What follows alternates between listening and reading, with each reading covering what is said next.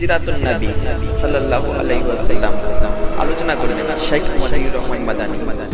আসসালামু আলাইকুম ওয়া রাহমাতুল্লাহি ওয়া বারাকাতুহু। ইন্নাল হামদালিল্লাহ নাহমাদুহু ওয়া নাস্তাঈনুহু ওয়া নাস্তাগফিরুহু ওয়া নাউযু বিল্লাহি মিন শুরুরি আনফুসিনা ওয়া মিন সাইয়্যাতি আমালিনা। মান ইয়াহদিহিল্লাহু ফালা মুদিল্লা লাহু ওয়া মান ইউদ্লিল ফালা হাদিয়া লাহু। ওয়া আশহাদু আল লা ইলাহা ইল্লাল্লাহু ওয়াহদাহু লা শারীকা লাহু ওয়া আশহাদু আন্না মুহাম্মাদান আবদুহু ওয়া রাসূলুহু সাল্লাল্লাহু তাআলা আলাইহি ওয়া আলা আলিহি ওয়া সাহবিহি ওয়া সাল্লামা তাসলিমান কাসীরা। আম্মা বাদ। সম্মানিত দিনী ভাতৃমণ্ডলী, আল্লাহ রাব্বুল আলামিনের প্রশংসা এবং প্রিয় নবী মুহাম্মদ রাসূলুল্লাহ সাল্লাল্লাহু আলাইহি সাল্লামের প্রতি সালাত ও সালামের পর আজ জুমাবার এশার সালাতের পর তিসরা জামাদাস সানি 1443 হিজরি মোতাবেক 4 ফেব্রুয়ারি 2022 আমাদের ধারাবাহিক আলোচনা সিরাতুন নবী সাল্লাল্লাহু আলাইহি ওয়াসাল্লাম, নবী করিম সাল্লাল্লাহু আলাইহি সাল্লামের জীবনী, পর্ব নম্বর 57। বিষয়বস্তু বানুল মুস্তালিকের যুদ্ধ, যার অপর নাম মোরাইসির যুদ্ধ, গাজওয়াতু বানিল মুস্তালিক অথবা গাজওয়াতুল মোরাইসি। বানুল মুস্তালিকের যুদ্ধ এই জন্য বলা হয় এটিকে যে এই যুদ্ধ হয়েছিল মোস্তালেক গোত্র। বানুল মুস্তালিক মানে মোস্তালেক বংশধর, মোস্তালেকদের সন্তান।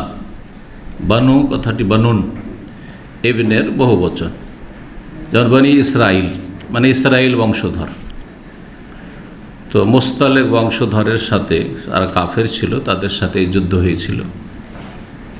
আর মোরাইসির যুদ্ধ এই জন্য বলা হয় যে মোরাইসি নামক একটি স্থানে, যেখানে কূপ ছিল বা পানি ছিল, সেখানে সাথে সম্পৃক্ত করা হয়েছে। সেই জায়গায় এই যুদ্ধটি ঘটেছিল, যেটা লোহিত সাগরের তীরবর্তী এলাকা। এই যুদ্ধ কখন হয়েছিল এই মর্মে যারা সিরাত রচয়িতা তাদের দুটো মত রয়েছে। একটি হচ্ছে 5ম হিজরিতে, আরেকটি হচ্ছে 6ষ্ঠ হিজরিতে। 5ম হিজরির শাবান মাসে অধিকাংশ যারা সিরাত বা নবী জীবনী লিখেছেন তারা বা বর্ণনা করেছেন তারা এই বর্ণনাটি নিয়ে এসেছেন। কিন্তু প্রখ্যাত সিরাত রচয়িতা ইমাম ইবনে ইসহাক রহমতুল্লাহ আলাইহি তিনি বলেছেন যে এটি ছিল 6ষ্ঠ হিজরিতে, হিজরতের 6ষ্ঠ বছরে। এই যুদ্ধ কেন হয়েছিল? এর কারণ হচ্ছে যে রাসূলুল্লাহ সাল্লাল্লাহু আলাইহি সাল্লামের কাছে খবর পৌঁছিল মদিনায় যে বানুল মুস্তালিক গোত্রের যে নেতা, তার নাম ছিল হারেস ইবনে আবি দিরার। হারেস ইবনে আবি দিরার সেই ব্যক্তি নিজের বংশে এবং আরব যেসব কাফেররা ছিল সেসব বংশে ঘুরে ঘুরে রাসূলুল্লাহ সাল্লাল্লাহু আলাইহি ওয়াসাল্লামের বিরুদ্ধে তাদেরকে প্ররোচিত করেছিল যুদ্ধ করার জন্য। এই খবর রাসূলুল্লাহ সাল্লাল্লাহু আলাইহি ওয়াসাল্লামের কাছে পৌঁছে। তো যারা এইরকম কাজ করে তাদেরকে যদি একটু চমকানো না যায় তাহলে সাহস বেড়ে যাবে। জি, স্বাভাবিক, মানুষের এটি স্বভাব। রাসূলুল্লাহ সাল্লাল্লাহু আলাইহি ওয়াসাল্লাম এই খবর সম্পর্কে নিশ্চিত হওয়ার জন্য সাহাবী বুরাইদ ইবনুল হুসাইব আসলামী রাদিয়াল্লাহু তাআলা আনহুকে প্রেরণ করলেন যে যাও, তুমি যাওয়ার পরে খবরটির একটু তদন্ত করে আসো, জেনে আসো সেখানে গিয়ে চুপচাপ যে আসলে কি ঘটনা সত্য, যে এইরকম তারা প্রস্তুতি নিচ্ছে মদিনার দিকে এগিয়ে আসার জন্য বা মদিনার উপর আক্রমণ করার জন্য, মুসলিমদের বিরুদ্ধে লড়াইয়ের জন্য। তিনি গিয়ে এই নেতা যে সর্দার ছিল বানুল মুস্তালিকের হারেস ইবনে দিরার, তার সাথে সাক্ষাৎ করলেন, তার সাথে কথা বললেন। আর সেখান থেকে পরিচয় ছিল, খাতির ছিল হয়তো, সেজন্য তাকে পাঠানো হয়েছিল। রাসূলুল্লাহ সাল্লাল্লাহু আলাইহি সাল্লামের কাছে এসে সংবাদ শোনালেন যে খবরটি সত্য, এরকম মন মানসিকতা যে তারা যুদ্ধ করবে, যুদ্ধের জন্য প্রস্তুতি নিচ্ছে। রাসূলুল্লাহ সাল্লাল্লাহু আলাইহি সাল্লাম যখন নিশ্চিত হলেন সংবাদ থেকে, তখন সাহাবায়ে কেরামদেরকে উৎসাহিত করলেন যুদ্ধের জন্য, প্রস্তুতি নাও, তাড়াতাড়ি করে বের হওয়ার জন্য নির্দেশ প্রদান করলেন। শাবান মাসের 2 দিন বা 2 তারিখ অতিক্রমের পরে রাসূলুল্লাহ সাল্লাল্লাহু আলাইহি সাল্লাম বের হলেন। রাসূলুল্লাহ সাল্লাল্লাহু আলাইহি সাল্লাম যখন সাহাবায়ে কেরামদেরকে নিয়ে, মুহাজির আনসারদেরকে নিয়ে যুদ্ধে বের হলেন, তখন কিছু মুনাফিক এই যুদ্ধে সামিল হয়ে যায়। তাদের উদ্দেশ্য অসৎ উদ্দেশ্য। যেমন ওহদে 1000-এর মধ্যে 300 মোনাফিক, তারা অসৎ উদ্দেশ্য নিয়ে বেরিয়েছিল। তাদের উদ্দেশ্য কখনো যুদ্ধ করা ছিল না, আর রাস্তায় গিয়ে কেটে পড়লে বেরিয়ে চলে আসো, যাতে করে বাকি যারা ইমানদার তাদের মনোবল দুর্বল হয়ে পড়ে, ভেঙে পড়ে, আর তারাও বিক্ষিপ্ত হয়ে পালিয়ে চলে আসে ক্ষতি করার উদ্দেশ্যে। এইসব অসৎ উদ্দেশ্য যুগে যুগে মোনাফেকদের থেকেছে। ইতিপূর্বে এই মোনাফেকগুলি কখনো যুদ্ধের জন্য যায়নি। রাসূলুল্লাহ যখন মদিনা থেকে বেরোলেন তখন মদিনায় তার খলিফা বা স্থলাভিষিক্ত মসজিদ নববীতে সালাত আদায় করবে, একজনকে তো নিযুক্ত করতে হবে। একটি রওয়ায়াত রয়েছে যায়েদ বিন হারেসা রাদিয়াল্লাহু তাআলা আনহু রাসূলুল্লাহ সাল্লাল্লাহু আলাইহি ওয়াসাল্লামের যে পালক পুত্র তাকে নিযুক্ত করেছিলেন। আর কোনো রিওয়ায়াত রয়েছে আবু যার গিফারি রাদিয়াল্লাহু তাআলা আনহুকে, আর আরও কিছু রিওয়ায়াত রয়েছে। যাই হোক, প্রসিদ্ধ যায়েদ বিন হারেসা রাদিয়াল্লাহু তাআলা আনহু। হারিস বিন জেরার এদিকে তার গোয়েন্দা পাঠিয়েছে যে মুসলিমরা কি আমাদের দিকে এগিয়ে আসছেন নাকি, তুমি একটু খবর নাও। এই গোয়েন্দাগিরি করার জন্য যখন এসেছিল, মুসলিমরা তাকে পেয়ে যায় রাস্তায় এবং নিশ্চিত হতে পারে যে গোয়েন্দাগিরি করার জন্য এসেছে, তখন তাকে তারা হত্যা করে ফেলে। হারিস বিন জেরার যখন জানতে পারল বনু মুস্তালিকের এই নেতা সর্দার যে রাসূলুল্লাহ সাল্লাল্লাহু আলাইহি ওয়াসাল্লাম সাথী সঙ্গীদেরকে নিয়ে আমাদের দিকে এগিয়ে আসছেন যুদ্ধ করার জন্য, এবং আমাদের পক্ষ থেকে যে প্রেরিত জাসুস ছিল, গোয়েন্দা ছিল, তাকে হত্যা করেছে তারা, তখন ভীত সন্ত্রস্ত হইল, অন্তরে ভীতি সঞ্চারিত হইল। এবং তার সাথে যেসব আরব গোত্রগুলি সাধ্য ছিল যে আমরা আছি, তারা বিক্ষিপ্ত হয়ে গেল, তাদের মনোবল ভেঙে পড়ল। রাসূলুল্লাহ সাল্লাল্লাহু আলাইহি ওয়াসাল্লাম মোরাইসি নামক স্থানে পৌঁছিলেন। বলছেন, মোরাইসি সম্পর্কে বলছেন শেখ সফিউর রহমান মুবারকপুরি রাহিমাহুল্লাহ তাআলা, আমাদের উস্তাদ, ইসমুল্লে মা ইন মিন মিয়াইহিম মিন নাহিয়াতে কুদাইদ ইলা সাহিল। বলছেন যে আরবদের একটি পানির এলাকা, যেখানে পানি সব জায়গায় তো আরব দেশে পানি পাওয়া যায়, এখনও পানি পাওয়া যায় না। শত শত কিলোমিটার চলে যাবেন, কোনো জায়গায় পানিই দেখতে পাবেন না, হয়তো পানি দেখতে পাবেন, কূপের ব্যবস্থা নেই, পানির ব্যবস্থা নেই। এই যে আল্লাহ রাব্বুল আলামিন পয়সা দিয়েছেন আর যে পানির ব্যবস্থা হয়েছে, নাহলে পানি যে কত বড় নিয়ামত আরব দেশে আসলেই বোঝা যায়। একসময় যখন নতুন রাস্তা তৈরি হয় আল কাসিম থেকে মদিনায়, যারা রাস্তা চলাফেরা করেছে, একটা পুরাতন রাস্তা আছে মদিনা রুট, আর নতুন রাস্তা যখন হাইওয়ে তৈরি হয় তখন দীর্ঘ 400 কিলোমিটার আপনার আল কাসিমের বর্ডার বাতরা থেকে, বাতরা বা অকলাত সুকুর এই এলাকা থেকে মদিনা পর্যন্ত কোনো পেট্রোল পাম্প ছিল না। একসময় এরকম 100 মাসে এসছি, কারো মানে পানি নেই, আর সালাতের সময় চলে যাচ্ছে, আসরের মাগরিব হয়ে যাবে, কি করবে? কি করলো, যে যার কাছে পানি ছিল জমজমের পানি দিয়ে উজু করে নামাজ পড়া। এটা তো আমি ছিলাম, কিন্তু আরেকটা ঘটনা শুনেছি যে আমাদের কিছু ভাইয়েরা গিয়েছিল, জমজমের পানি নিজে নিজে রাখা আছে, পানি যেহেতু নেই সব তেমন করে নামাজ পড়েছে এরকম রাস্তায়। জি, জায়েজ। আমাদের দেশের মানুষরা কি মনে করে, জমজম এত বরকতের পানি, এই দিয়ে কি আর হাত মুখ ধোয়া যায়, আর উজু করা যায়, আর গোসল করা যায়, এটাকে খেতে হবে ওষুধ হিসাবে, তাই না? আল্লাহ বলছে ফালাম তাজিদু মান, কোনো পানি যদি না পাও, সেটা জমজম হোক আর অন্য কোনো কিছু হোক, পানি ফাতায়াম্মাম, তখন তায়াম্মাম, পানি থাকতে তায়াম্মাম হবে। পানি নেই, যাচ্ছেন পেট্রোল পাম্পে যাচ্ছেন, আর দেখছেন যে উজুখানায় পানি নেই, মসজিদের আশেপাশে পানি নেই, তেমন করে নেবেন নাকি? কেন পাকাল্লাতে মুদিখানার দোকানে পানি নেই? অনেকে মনে করে ওটা চিন্তাই করে না যে পয়সা দিয়ে কিনা উজু করব, চিন্তাই করে না। মশলাগুলো জানতে হবে। পানি যখন পাবেন না তখন তেমন, না হলে চলবে না। যাই হোক, সেই পানির এলাকায় গিয়ে রাসূলুল্লাহ সাল্লাল্লাহু আলাইহি ওয়াসাল্লাম পৌঁছলেন, প্রস্তুতি নিলেন লড়াইয়ের জন্য। রাসূলুল্লাহ সাল্লাল্লাহু আলাইহি ওয়াসাল্লাম এবং সাহাবায়ে কেরামগণ সারিবদ্ধ হলেন। মুহাজিরিনদের পতাকা ছিল আবু বকর সিদ্দিক রাদিয়াল্লাহু তাআলার হাতে, আনসারীদের পতাকা ছিল সাদ বিন উবাদা, যে খাজরাজের নেতা সর্দার ছিলেন তার হাতে।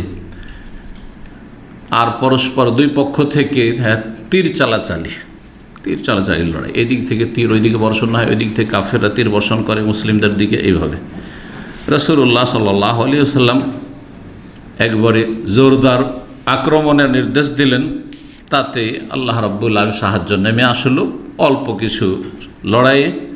আর তারপরে মুশরিকরা পরাজিত হয়ে এদিক সেদিক ছত্রভঙ্গ হয়ে গেল। তাদের মধ্যে যারা নিহত হইল, রাসূলুল্লাহ সাল্লাল্লাহু আলাইহি ওয়াসাল্লাম তাদের নারীদের, তাদের শিশুদের, তাদের যেসব গবাদি পশু ছিল, উট আর ছাগল, বকরি, ভেড়া ভেড়ি, সেগুলিকে গনিমত হিসাবে গ্রহণ করলেন।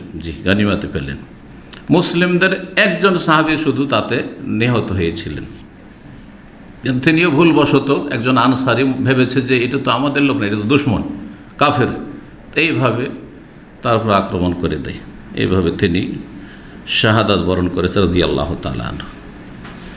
এটাই অধিকাংশ যারা নবীর জীবনে লিখেছেন তারা এইভাবে লিখেছে যে দুই পক্ষ থেকে হালকা লড়াইটা হয়েছিল। কিন্তু ইমাম ইবনুল কাইয়িম রাহিমাহুল্লাহ বলছেন না, লড়াই হয়নি। তাহলে এই বিষয়টি তো দ্বিমত আছে যে আসলে কি লড়াইয়ের পরে তারা পরাজয় স্বীকার করেছিল, না লড়াই হয়নি, এমনিতেই তাদের ওপর হঠাৎ করে আক্রমণ করা হয় যখন তারা কোনো প্রস্তুতিতে ছিল না, আর তারপরে তারা পালিয়ে যায় আর তাদের নারী শিশু বন্দি করা হয়, আর তাদের ধন সম্পদ যা কিছু ছিল সেগুলিকে গনিমত হিসাবে হাসিল করা হয়। তো ইমাম ইবনুল কাইয়িম বলছেন যে ফাইন্নাহু লাম ইয়াকুন বাইনাহুম কিতালুন, কোনো লড়াই হয়নি সেখানে, সশস্ত্র লড়াই হয়নি। ওয়াইন্নামা আগার আলিম আলাল মা, ওই পানির এলাকায় রাসূলুল্লাহ সাল্লাল্লাহু আলাইহি ওয়াসাল্লাম ছাপা মেরেছিলেন, মানে হানা দিয়েছিলেন, আর তাদের সন্তান এবং তাদের ধন সম্পদ এবং তাদের নারীদেরকে তাদেরকে বন্দি করে আর সেসব গনিমতে হাসিল করেছিলেন। এটি হচ্ছে সঠিক। যেসব বন্দি রাসূলুল্লাহ সাল্লাল্লাহু আলাইহি ওয়াসাল্লামের হস্তগত হয়েছিল নারী, তার মধ্যে ছিলেন উম্মুল মুমিনিন জুয়াইরিয়া বিনতুল হারিস রাদিয়াল্লাহু তাআলা আনহা। এই হারিস বিন আবি যুরার যে সর্দার, এই বনুল মুস্তালিক বংশের, তার কন্যা নাম ছিল জুয়াইরিয়া রাদিয়াল্লাহু তাআলা আনহা। তিনি রাসূলুল্লাহ সাল্লাল্লাহু আলাইহি সাল্লামের সহধর্মিণী হয়েছিলেন। বন্দী হয়ে আসলো।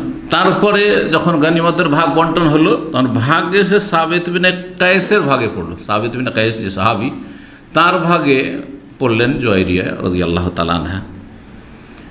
সাবিত বিন কায়েসের প্রয়োজন পয়সার। যখন মুজাহিদিনদের হাতে কোনো দাস দাসী আসে, তারপরে সে ইচ্ছা করলে নিজে রাখতে পারে, আর যদি ইচ্ছা করে যে আমার হাতে দাসী এসেছে, দাস এসেছে, আমি বিক্রি করে দেবো, কারো কাছে বিক্রি করতে পারে। সেটা বিক্রি বা আপনার নগদ ক্যাশে বিক্রি করতে পারে। আবার আর একটা বিক্রি তরিকা ছিল, সেটা কিস্তিতে ছিল। তার সাথে লেখাপড়া কেতাবা বলা হয় এটাকে, এটা ফিকহের কেতাবি বা হাদিসের কেতাব বাবুল মুকাতাবা। লেখাপড়া তার সাথে হয়ে যাওয়া যে তুমি এত টাকা যদি পরিশোধ করে দাও নিজেই, অন্য কেউ কিনে নিতে পারে, এটা একটা। আর একটা হচ্ছে যে তার সাথে চুক্তি হয়ে গেল যে তোমাকে কিছুটা সময় দেওয়া হবে, তুমি এদিক সেদিক আয় ইনকাম করো, আর এত টাকা যদি আমাকে পেমেন্ট করে দাও, টাকার আমার দরকার, আর তাহলে তোমাকে মুক্ত করে দেবো, তুমি দাস মুক্ত হয়ে যাবে। এটাকে মুকাতাবা বলা হয়। তো তার সাথে এই মুকাতাবা মানে লেখাপড়া হয়েছিল জুয়াইরিয়া রাদিয়াল্লাহু তাআলা আনহার সাথে, যে এত টাকা তুমি দিয়ে দাও যেখান থেকে পারো, আর তারপরে তুমি স্বাধীন হয়ে যাও। রাসূলুল্লাহ সাল্লাল্লাহু আলাইহি ওয়াসাল্লাম জানতে পারলেন যে তার সাথে একটা অ্যামাউন্টের ওপর লেখাপড়া হয়েছে, যে এত টাকা পরিশোধ করে দিলে সাবিত বিন কায়েস কী করবে, তাকে স্বাধীন করে দেবে। রাসূলুল্লাহ তার পক্ষ থেকে এটা আদায় করে দিলেন। এই জুয়াইরিয়া রাসূলুল্লাহ সাল্লাল্লাহু আলাইহি ওয়াসাল্লামকে জানছেন যে রাহমাতুল্লিল আলামিন, ইসলাম গ্রহণ করেছিলেন, যখনই বন্দী হলেন তারপরে ইসলাম গ্রহণ করেছিলেন। রাসূলুল্লাহ সাল্লাল্লাহু আলাইহি ওয়াসাল্লামের কাছে সাহায্য চাইলেন, সহযোগিতা চাইলেন, যে আমি যেহেতু আমার মালিকের সাথে চুক্তি করে নিয়েছি যে এত টাকা দিয়ে দিলে সে আমাকে স্বাধীন করে দেবে, তো আপনি যদি কিছুটা আর্থিক আমাকে সাহায্য করেন তাহলে আমি স্বাধীন হয়ে যাই। তো রাসূলুল্লাহ বলে যে ঠিক আছে, আমি পুরোটাই আদায় করে দেবো। রাসূলুল্লাহ সাল্লাল্লাহু আলাইহি ওয়াসাল্লাম পুরোটা আদায় করে তাকে কি করলেন, দাস মুক্ত করে দিলেন, বা দাসত্ব থেকে মুক্ত করে দিলেন, স্বাধীন হয়ে গেলেন। স্বাধীন যখন হয়ে গেলেন, রাসূলুল্লাহ সাল্লাল্লাহু আলাইহি ওয়াসাল্লাম প্রস্তাব দিলেন, বিয়ে করলেন। কাফেরের মেয়ে, এটা একটা মশলা জানেন, ফিকহের মশলা। কাফের, বাপ কাফের, ওলি হচ্ছে কাফের, বাপ ভাই যারা আছে তারা হচ্ছে কাফের। ইসলাম গ্রহণ করলো কোনো মহিলা, যেমন আমাদের ইসলাম সেন্টারগুলিতে এসে ইসলাম গ্রহণ করছে মহিলারা, তো এদের ওলি অভিভাবক কে হবে? না বিনা ওলিতে যাকে তাকে বিয়ে করে নিতে পারবে? কি মাসলা হবে? কি ওলি লাগবে? কেমন কি ওলি? কাফের তো ওলি হইতে পারে না, ও বাপ কাফের, ভাই কাফের। হ্যাঁ, বলে আল্লাহুল কাফিরিন আলাল মুমিনিনা সাবিলা, কাফের কখনো মুসলিম মেয়ের ওলি হইতে পারে না, অভিভাবক, অযোগ্য। জি হ্যাঁ, স্থানীয় প্রতিনিধি, জি হ্যাঁ, হ্যাঁ মুসলিম শাসক, এইটা হচ্ছে সবচেয়ে কথা। মুসলিম দেশ যদি হয় তাহলে মুসলিম শাসক, কিন্তু মুসলিম শাসক তো শাসকের কাছে তো পৌঁছে দিতে পারবে না আজকাল, কি রাষ্ট্রপতি প্রধানমন্ত্রীর কাছে পৌঁছিতে পারবে? তাহলে মুসলিম শাসকের, মুসলিম দেশের মুসলিম শাসকের প্রতিনিধি হচ্ছে আদালত, কোর্ট। সুতরাং আদালতে গিয়ে বিয়ে করতে পারবে। হ্যাঁ, আদালত যেন আদালতকে এইসব দায়িত্ব দিয়ে দেবে। বিয়ে পড়া, ম্যারেজ সিস্টেম আছে না নেই আদালতে? কোর্টে আছে, সৌদি আরবে আছে, বাংলাদেশও। সে কাজীর মাধ্যমে যে রেজিস্টার্ড কাজী হোক অথবা অ্যাফিডেভিট করে হোক, যেভাবে কোর্টে, তো সেই ওয়ালি, সেটি সরকার যেন, সরকারের প্রতিনিধি আদালতই হচ্ছে যেন সরকার। আচ্ছা, অমুসলিম দেশ, একজন মহিলা মুসলমান হইল, তো কি করবে? কাফেরের সাথে থাকা জায়েজ নাই, বিবাহিত হইল। আর যদি অবিবাহিত হয় তার বিবাহের ব্যবস্থা করতে হবে, তো বিবাহের জন্য ওলি লাগবে, তো ওলি কোথায়? তখন কি করবে? মুসলিম শাসক তো নেই, তখন কি মাসলা হবে? যার কাছে ইসলাম গ্রহণ করেছে না, হ্যাঁ সরকার, অমুসলিম সরকার। ইউরোপে অধিকাংশ মহিলারাই মুসলমান হচ্ছে, ইউরোপ আমেরিকাতে অধিকাংশ মহিলারা কিন্তু ইসলাম গ্রহণ করছে, ফিলিপাইনে অধিকাংশ মহিলা ইসলাম গ্রহণ করছে, খ্রিস্টানরা অধিকাংশ মহিলা ইসলাম গ্রহণ করছে। হ্যাঁ, অমুসলিম সরকারের দ্বারস্থ হবে? জায়েজ নাই, একই কথা। ওর বাপ ভাইও কাফের আর সরকারও কাফের। জি, তো কী হবে? নবী সাল্লাল্লাহু আলাইহি ওয়াসাল্লামের হাদিস আছে, ফাস সুলতান ও ওয়ালি মাল্লা ওয়ালি আল্লাহ, যার কোনো ওয়ালি নেই তার ওয়ালি হচ্ছে সুলতান, শাসক। মুসলিম দেশে তো সুলতান আছে, শাসক আছে, কিন্তু অমুসলিম দেশে সুলতান নেই। এই সুলতানের কাজটা কে করবে? শাসকের কাজটা সেটা করবে কোনো একজন ভালো আলেম, যদি আলেম থাকে, আর না হলে কোনো মসজিদের ইমামের কাছে যাবে, আমি ইসলাম গ্রহণ করেছি, আমার বিবাহের ব্যবস্থা করে দেন। ঠিক আছে, নেতৃত্ব হবে ওই মসজিদের ইমামের বা এলাকার, হ্যাঁ সেই এলাকার বড় একজন আলেমের। মুসলিম দেশে বা একটা ইসলামিক সেন্টার আছে, সেই ইসলামিক সেন্টারের যিনি প্রধান, হ্যাঁ তিনি, মুসলিম দেশগুলিতে ইসলামিক সেন্টার আছে। আর তারপরে সম্মতি, অবশ্যই মেয়ের সম্মতি হইতে হবে। আপনি আপনার মেয়ের বিয়ে তো বিনা সম্মতিতে বিয়ে দিতে পারেন না, সম্মতি হবে। রেজামন্দি তার, ও রাজি আছে কিনা, এই ছেলেকে পছন্দ করে কিনা। যদি বলে না আমি এই ছেলেকে বিয়ে করবো না, তো বাপের অধিকার নেই জবরদস্তি বিয়ে দিবে। পরামর্শ দিতে পারে, বুঝাইতে পারে, হ্যাঁ অ্যাডভাইস করতে পারে, কিন্তু জবরদস্তি জায়েজ নাই, মশলা মনে রাখতে হবে। তো ওলি মানে এই নয় যে তুমি খেয়াল খুশি যেখানে ইচ্ছা সেখানে বিয়ে দাও, অথচ মেয়ে চায় না, মেয়ে ওর চাইতে ভালো অন্য কোনো ছেলে চাইছে, যেমনটা অনেকেই জুলম অত্যাচার করে থাকে। জি, তো সেটা আবেগের ভিত্তিতে না হয় যে একটা দিনদার ছেলে বাদ দিয়ে একটা বেদিন ছেলেকে বিয়ে করছে কারণ তার সাথে হ্যাঁ প্রেমে লিপ্ত হয়েছে, সেটা জায়েজ নয়। কিন্তু অনেক সময় দেখা যাচ্ছে যে একটা দিনদার মেয়ে, তার মধ্যে দিনদারি এসেছে, একটা ভালো ছেলেকে পছন্দ করে, বাপ পয়সা চায়, হ্যাঁ চাকরি চায়, চাকরিওয়ালা চায়, সুতরাং ও বেনামাজির সাথে বিয়ে দিতে যাচ্ছে, ও বেদিনের সাথে নাস্তিকের সাথে বিয়ে দিতে যাচ্ছে, অথবা মুশরিক মাজার পূজারীর সাথে বিয়ে দিতে চাচ্ছে, বেদাতি ঘরে বিয়ে দিতে চাইছে। পুরো অধিকার আছে মেয়ের না করে দেওয়ার, যে আমি আমার পছন্দ মতো বিয়ে করবো। আপনি নেতৃত্ব দেন, কারণ নেতৃত্বের হক আল্লাহ আপনাকে দিয়েছেন ওলি, কিন্তু চয়েস, পছন্দ, সম্মতি কার? মেয়ের। নাবালিকারও যদি বিয়ে দিয়ে দেয় শরীয়তে জায়েজ, কিন্তু নাবালিকা সাবালিকা হওয়ার পরে পুরো স্বাধীনতা রাখে। নবী সাল্লাল্লাহু আলাইহি ওয়াসাল্লামের কাছে এরকম ঘটনা ঘটেছে, এক মেয়ে ছোটো ছিল আর তার বাপ বিয়ে দিয়ে দিয়েছে, পরে বড় হওয়ার পরে তার পছন্দ না, ইয়া রাসূলুল্লাহ আমি তো এটা পছন্দ করি না, আমার আব্বা এরকম বিয়ে দিয়ে দিয়েছে। ফাখাইয়ারাহা রাসূলুল্লাহ, রাসূলুল্লাহ তাকে পুরো অপশন দিয়েছে, তোমার ইচ্ছে, যদি মনে করে যে বাপ যখন দিয়ে দিয়েছে তো থেকেই যাই, আর না হলে তুমি যদি বলো যে না তো না, তোমার বিবাহ বিচ্ছেদ। জি, তো এইসব মাসাইলগুলি জানতে হবে, যাতে করে এটা আমরা বুঝতে পারি যে ইসলামে নারীর অধিকার আছে, নারীর অধিকার আছে, কিন্তু তার একটা সীমা আছে, তার একটা সব কিছুর সীমা আছে। জি, সীমানা ছাড়া যদি কেউ চলাফেরা করে তাহলে এটা জুলম, অবিচার, জি, তখন অন্যায় শুরু হবে। তো যাই হোক, আসল বিষয়ের দিকে ফিরে আসি। জুবাইরিয়া বিনতুল হারিস রাদিয়াল্লাহু তাআলা আনহা কট্টর দুশমনের মেয়ে, কিন্তু রাসূলুল্লাহ সাল্লাল্লাহু আলাইহি সাল্লামের সাথে বিয়ে বসলেন, সম্মতি তো অবশ্যই। রাসূলুল্লাহ সাল্লাল্লাহু আলাইহি সাল্লাম বিয়ে করলেন। যখন বিয়ে করে নিলেন তখন সাহাবাই কেরামরা ভাবলেন, সাহাবাই কেরামদের ঘরে ঘরে ভাগ করে দেওয়া হয়েছে সেই বংশের শিশুদেরকে দাস হিসাবে বা ছেলেদেরকে, আর যারা মেয়ে তাদেরকে দাসী হিসাবে ভাগ বন্টন করে দেওয়া হয়েছে। জি, তারপরে গনিমত ধন সম্পদ ভাগ করে দেওয়া হয়েছে যা কিছু ছিল। সাহাবের যে রাসূলুল্লাহ সাল্লাল্লাহু আলাইহি ওয়াসাল্লামের শ্বশুর বংশ, এই বংশ হচ্ছে রাসূলুল্লাহ সাল্লাল্লাহু আলাইহি ওয়াসাল্লামের শ্বশুর বংশ, আর সেই বংশের নারীরা আমাদের দাসী হয়ে থাকবে, নবী সাল্লাল্লাহু আলাইহি ওয়াসাল্লামের আত্মীয়রা আমাদের দাসী হয়ে থাকবে, নবী সাল্লাল্লাহু আলাইহি ওয়াসাল্লামের আত্মীয়রা ছেলেরা শিশুরা আমাদের দাস গোলাম হয়ে থাকবে না, সবকে আজাদ করে দেবো, সবকে স্বাধীন করে দেবো। সুবহানাল্লাহ, এই মহব্বত ছিল রাসূলুল্লাহ সাহাবায়ে কেরামদের। বলছেন ফাতাকাল মুসলিমুনা বিসাওয়া হাযা তাজওয়িজ, এই বিয়ের বরকত দেখেন তো। নবী সাল্লাল্লাহু আলাইহি ওয়াসাল্লাম বহুমুখী উপকারিতার কারণে বা উপকারিতাকে সামনে রেখে বহু বিবাহ করেছেন। বহু বিবাহতে যদি দুনিয়া আখিরাতের কল্যাণ থাকে অবশ্যই বহু বিবাহ করবেন, শর্তগুলি সামনে রেখে। আর যদি দেখা যায় বহু বিবাহ করে আরও ফিতনা ফাসাদ হবে, আরও অশান্তি হবে, আর আমি পারবো না সামলাইতে, দুর্দান্ত আমার স্ত্রী অথবা ছেলেরা বড় হয়ে গেছে, ওরাই মায়ের পক্ষতে, মা চুপ থাকলে ওরা চুপ থাকবে না, তো উল্টো বিপদ আসে, তাই না? তো দ্বিতীয় তৃতীয় বিয়ে তো বিপদ ডাকার জন্য না, একটু সুখে শান্তিতে থাকার জন্য। অবশ্যই এই বিষয়গুলো মনে রাখতে হবে যে আপনি দ্বিতীয় তৃতীয় চতুর্থ বিয়ে করে সুখে শান্তিতে থাকতে পারবেন না, আরও অশান্তি বেড়ে যাবে। যদি সুখে শান্তি থাকতে পারেন তো আলহামদুলিল্লাহ করুন, উত্তম।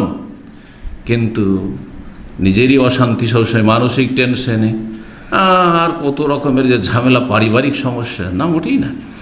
তো আল্লাহ যেন তৌফিক দান করেন, ভালো কাজের তৌফিক দান করেন। এই বিয়ে এত বরকতপূর্ণ বিয়ে রাসূলুল্লাহ সাল্লাল্লাহু আলাইহি ওয়াসাল্লামের, এই বিয়ের কারণে বানুল মুস্তালিক বংশের 100টি পরিবারকে মুসলিম সাহাবায়ে কেরাম, মুহাজির, আনসাররা সবকে আজাদ করে স্বাধীন করে দিলেন, যেগুলোকে সবকে দাসমুক্ত করে দিলাম। এরাকে দাস দাসী কী করে বানিয়ে রাখতে পারি? আর তারা বলেছে আসহাবু রাসূলিল্লাহ সাল্লাল্লাহু আলাইহি ওয়াসাল্লাম, এরা রাসূলুল্লাহ সাল্লাল্লাহু আলাইহি ওয়াসাল্লামের শ্বশুর বংশ, এদেরকে কী করে গোলাম আর দাস দাসী বানিয়ে রাখলাম? জি, এই যুদ্ধে বেশ কিছু অপ্রীতিকর ঘটনা ঘটেছিল মুনাফিকদের পক্ষ থেকে। তার মধ্যে দুটো বড়ই উল্লেখযোগ্য এবং সিরাতের কিতাবাদিতে খুব প্রসিদ্ধ ঘটনা, যেই মর্মে কোরআনে কারীমের আয়াত সূরা নাজিল হয়েছে। একটি অপ্রীতিকর আর মর্মান্তিক ঘটনার প্রেক্ষাপটে সূরায়ে মুনাফিকুন নাজিল হয়, ইযা জাআকাল মুনাফিকুনা ক্বালু নাশহাদু ইন্নাকা লা রাসূলুল্লাহ, পুরো সূরা মুনাফিকুন 28 পারায়। আর আরেকটি ঘটনাকে কেন্দ্র করে সূরায়ে নূরে বেশ কিছু আয়াত নাজিল হয় মা আয়েশা সিদ্দিকা রাদিয়াল্লাহু তাআলা আনহার সতীত্বের ঘোষণা সম্পর্কে আল্লাহ রাব্বুল পক্ষ থেকে। তো এই দুটো ঘটনা পরপর আসবে, তার মধ্যে একটি ঘটনা নিয়ে আজকে আলোচনা করব ইনশাআল্লাহ। এই ঘটনায় যে ফিতনা সৃষ্টি করেছিল, বা এই যে অপ্রীতিকর আর মর্মান্তিক ঘটনাগুলি ঘটেছিল, তার পিছনে কাজ করছিল রাইসুল মুনাফিকিন, মুনাফিকদের সর্দার, তার নাম আব্দুল্লাহ বিন উবাই। উবাইয়ের ছেলে আব্দুল্লাহ। আব্দুল্লাহ নাম হইলেই যে ভালো হয়ে যাবে এটাও ভাববেন না। এই মোনাফিক শুধু মোনাফিক না, এই উম্মতের যত মোনাফিক ওই রাসূলুল্লাহ সাল্লাল্লাহু আলাইহি ওয়াসাল্লামের ছিল, আর তারপরে ছিল, আর এখন আছে, কিয়ামত পর্যন্ত আসবে, সবার সর্দার হচ্ছে এই আব্দুল্লাহ বিন উবাই, যার নাম আব্দুল্লাহ। তো নামে মানুষকে এগিয়ে দিতে পারে না যদি নামের সাথে কাম সাথ না দেয়, আকীদা ঈমান আমল যদি সাথ না দেয়। নাম ভালো কথা, ভালো নাম অবশ্যই হইতে হবে, কিন্তু নাম অনুযায়ী কাজকামও যেন থাকে। আল্লাহ যেন তৌফিক দান করেন। অনেক আব্দুল্লাহ আছে, নাম আব্দুল্লাহ, মাশাআল্লাহ খুবই ভালো, সত্যি আব্দুল্লাহ আল্লাহর দাস, আল্লাহর অনুগত। আর অনেক আব্দুল্লাহ আছে অবাধ্য, নাফরমান, পাপিষ্ট, নাম আব্দুল্লাহ, বাপ রেখেছে বড় আশা করে, মা রেখেছে হয়তো বড় আশা করে। আবদুল্লাহ কিন্তু আল্লাহর বান্দা হয়নি, নাফরমান হয়েছে। তো এই আবদুল্লাহ মুনাফিকদের বড় নেতা এই উম্মতের, আর ওর ছেলে সরাসরি তারও নাম আবদুল্লাহ। এদের থেকে আর একটা জিনিস বোঝা যায় যে আরবরা বাপ বেটা, অনেক পরিবারে এরকম হইতো যে বাপ বেটার নাম একই, বাপ বেটার নাম একই, কিন্তু আমাদের সমাজে বাপ বেটা তো দূরের কথা, চাচা ভাতি যাইতে এরকম আর নাম খুঁজে পাইনি। গোটা গ্রাম রাত দিন সমালোচনায় মেতে উঠবে, তাই না? হ্যাঁ, ভাই চাচা তো ভাই একই নাম, আর নাম পাননি আপনার বংশে? আপনার ছেলের নাম ওইটাই, আর ওই আপনার ভাইয়ের ছেলের নাম ওইটাই। হ্যাঁ, বরং বাঙালি মন মানসিকতা তো আরও মানে কি বলবেন, এমন নাম আজকালকার জামানায় বলছি, কারণ আমাদেরকে অনেকে বলে যে একটু নাম চয়েস করে দেন। এদের নাম চয়েস করলে পেরেশানি শেষ নেই। তা আমি কি বলি, এখন বুঝে নিয়েছি এদের, হ্যাঁ নাড়ি টিপে বুঝে নিয়েছি। এদেরকে বলি যে আপনি 5টা চয়েস করেন, ওর মধ্যে একটা আমি করে দেবো, যাতে আপনারও থাক, চয়েস থাক, আর আমারও চয়েস থাক, আমি ভালোটা ওর মধ্যে বেছে দেবো। যদি দেখি 5টাই খারাপ, তখন আমি বলি 5টা বাদ দেন, আপনাকে 5টা দিচ্ছি, এই 5টা থেকে চয়েস করেন আপনি। আর যদি 5টার মধ্যে একটা চলার মতো আমি বলছি ঠিক আছে এটি রাখো, বুঝছেন না? এই কয়েকদিন আগে এক ভাই, আমার মেয়ে হয়েছে নাম রেখে দেন। বললাম আয়েশা, বলছে আয়েশা অমুক আছে। ফাতেমা, বলছে এটাও আছে। সুমাইয়া, বলছে এটাও আছে। আরে ভাই, এগুলোই তো আমার সবচেয়ে প্রিয় নাম। হ্যাঁ, সব আছে, সব আছে, সেই জন্য চলবে না, এলাকায় চলবে না, দেশে চলবে না, একটা আজব নাম হইতে হবে একবার। আর আজব নাম রাখতে গিয়ে এমন উদ্ভট নাম রাখছে, এমন আজগবি নাম রাখছে যে এর কোনো অর্থই নেই। নাউযুবিল্লাহ মিন যালিক। জি, এমনটা করবেন না। তো যাই হোক, এই মুনাফিকদের সর্দারের ছেলেও ছিল আবদুল্লাহ। আসবে শেষখানে বাপ বেটার সম্পর্কে একটু ঘটনা আসবে ইনশাআল্লাহ। এরা কি করত, বা এই মুনাফিকদের নেতা মুনাফিকদেরকে নিয়ে কি চক্রান্ত করতো ইসলাম মুসলিমদের বিরুদ্ধে। এই বানুল মুস্তালিকের যুদ্ধের পূর্বে মুনাফিকদের ভূমিকা সম্পর্কে কিছু আলোচনা করা যাক। প্রথম কথা হচ্ছে যে এই আবদুল্লাহ বিন ওবাই মুনাফিক, রাইসুল মুনাফিকিন, ইসলাম এবং মুসলিমদের চরম বিদ্বেষী ছিল। আর এর কারণটা কি, এত কেন শত্রুতা ছিল? শত্রুতা তো প্রতিটি কাফের থাকে, কিন্তু এর এত বেশি কেন শত্রুতা ছিল? সারা জীবনটা শত্রুতাই অফ করে দিয়েছিল যেন। জি,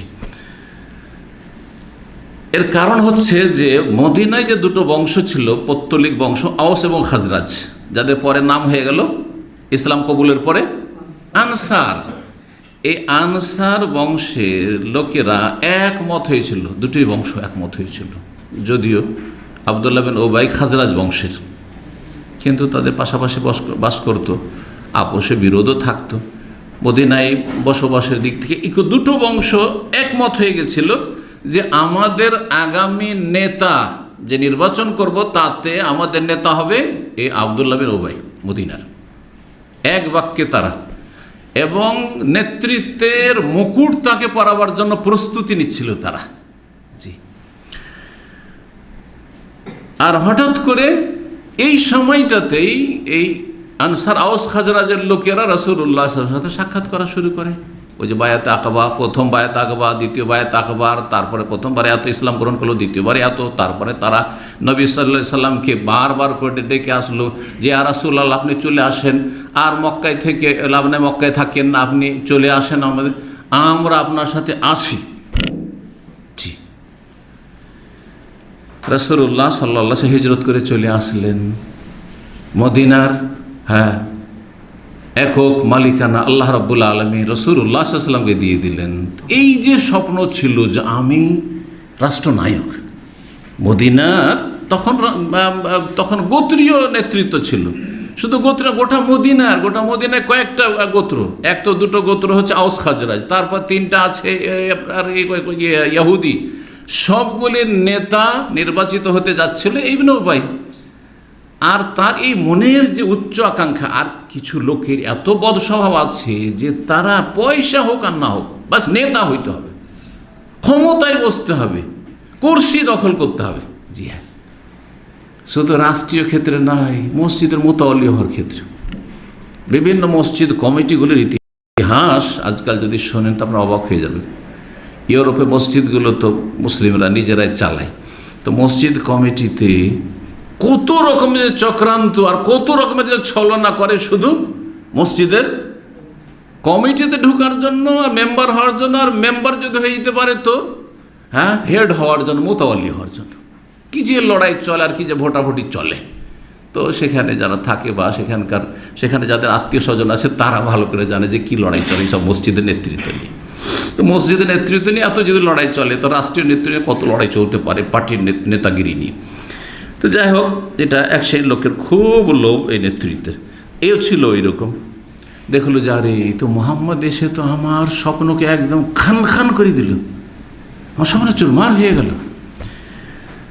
এই যে শত্রুতা রাসূলুল্লাহ সাল্লাল্লাহু আলাইহি ওয়াসাল্লামের ওপর, ইসলামের ওপর, মুসলিমদের ওপর যেইভাবে হোক না কেন নির্মূল করতে হবে, মুছে ফেলতে হবে ইসলামকে। হিজরতের শুরু থেকে এই শত্রুতা আর এই জ্বলন তার বিভিন্নভাবে প্রকাশ পেত। তখন পর্যন্ত সে বাহ্যিক ইসলাম গ্রহণ করেনি, মানে বাহ্যিকভাবে যে ইসলাম গ্রহণ করবে সেটাও তখন করেনি, তারপর শত্রুতা করত। একবার রাসূলুল্লাহ সাল্লাল্লাহু আলাইহি সাল্লাম গাধার পিঠে চড়ে মদিনার কোনো গলি দিয়ে রাস্তা দিয়ে যাচ্ছিলেন। তো ধুলোবালি ছিল, তো গাধাতে চড়ে আছেন, তো একটু ধুলো উড়েছে। আর সেই মোনাফেক কিছু লোক নিয়ে মজলিসে বসেছিল রাস্তার পাশে, একটু ধুলা উড়েছে। ওই যে ভিতরে বিষ কাজ করছে, এই বিষোদ্গার করে উঠল। যাচ্ছিল রাসূলুল্লাহ সাদ বিন ওবাদা, যে খাজরাজের সর্দার, তা সে অসুস্থ ছিল, তাকে দেখার জন্য সেখান দিয়ে যখন যাচ্ছিলেন তখন ইবনে উবাই মোনাফেক নবী সাল্লাল্লাহু দেখে নাক ঢেকেছে কাপড় দিয়ে, আর তারপরে বলছে লা তুগাব্বিরু আলাইনা ইয়া মুহাম্মদ, হে মুহাম্মদ সাল্লাল্লাহু আলাইহি সাল্লাম। সে তো মুহাম্মদ সাল্লাল্লাহু আলাইহি সাল্লাম বলবে না, কারণ সে তো কাফের, তখনও মানে ইসলাম গ্রহণ বাহ্যিকও করেনি। আমাদের সামনে এসে ধুলা উড়াবেন না, আমাদের সামনে এসে এইভাবে ধুলো উড়াবেন না। রাসূলুল্লাহ সাল্লাল্লাহু আলাইহি সাল্লাম আরেকবার যখন কোরআন তেলাওয়াত করে মানুষকে কোরআনের শিক্ষা দিচ্ছিলেন বা দাওয়াত দিচ্ছিলেন একটা মজলিসে, তখন ইবনে উবাই মুনাফিক এসে হাজির, বলছে মুহাম্মদ ইজলাস ফি বাইতিক, আপনি নিজের বাড়িতে বসেন, যে কোরআন শিখবে আপনার বাড়িতে গিয়ে শিখবে। আপনি যেখানে সেখানে এসে যাত্রার মজলিসে সেখানে কোরআন শিখাইতে লাগছেন আর কোরআনের দাওয়াত দিতে লাগছেন, যে দাওয়াত গ্রহণ করবে আপনার কাছে যাবে। বিদ্বেষ প্রকাশ পাচ্ছে। ওয়ালা তাকশান ফি মাজলিস, না আমাদের মজলিসে আসবেন না, আপনি এসে এইখানে কোরআন শুনাইতে লাগছেন, যান আপনি বাড়িতে বসেন, যার কোরআন শিখার আছে আপনার বাড়িতে যাবেন। তারপরে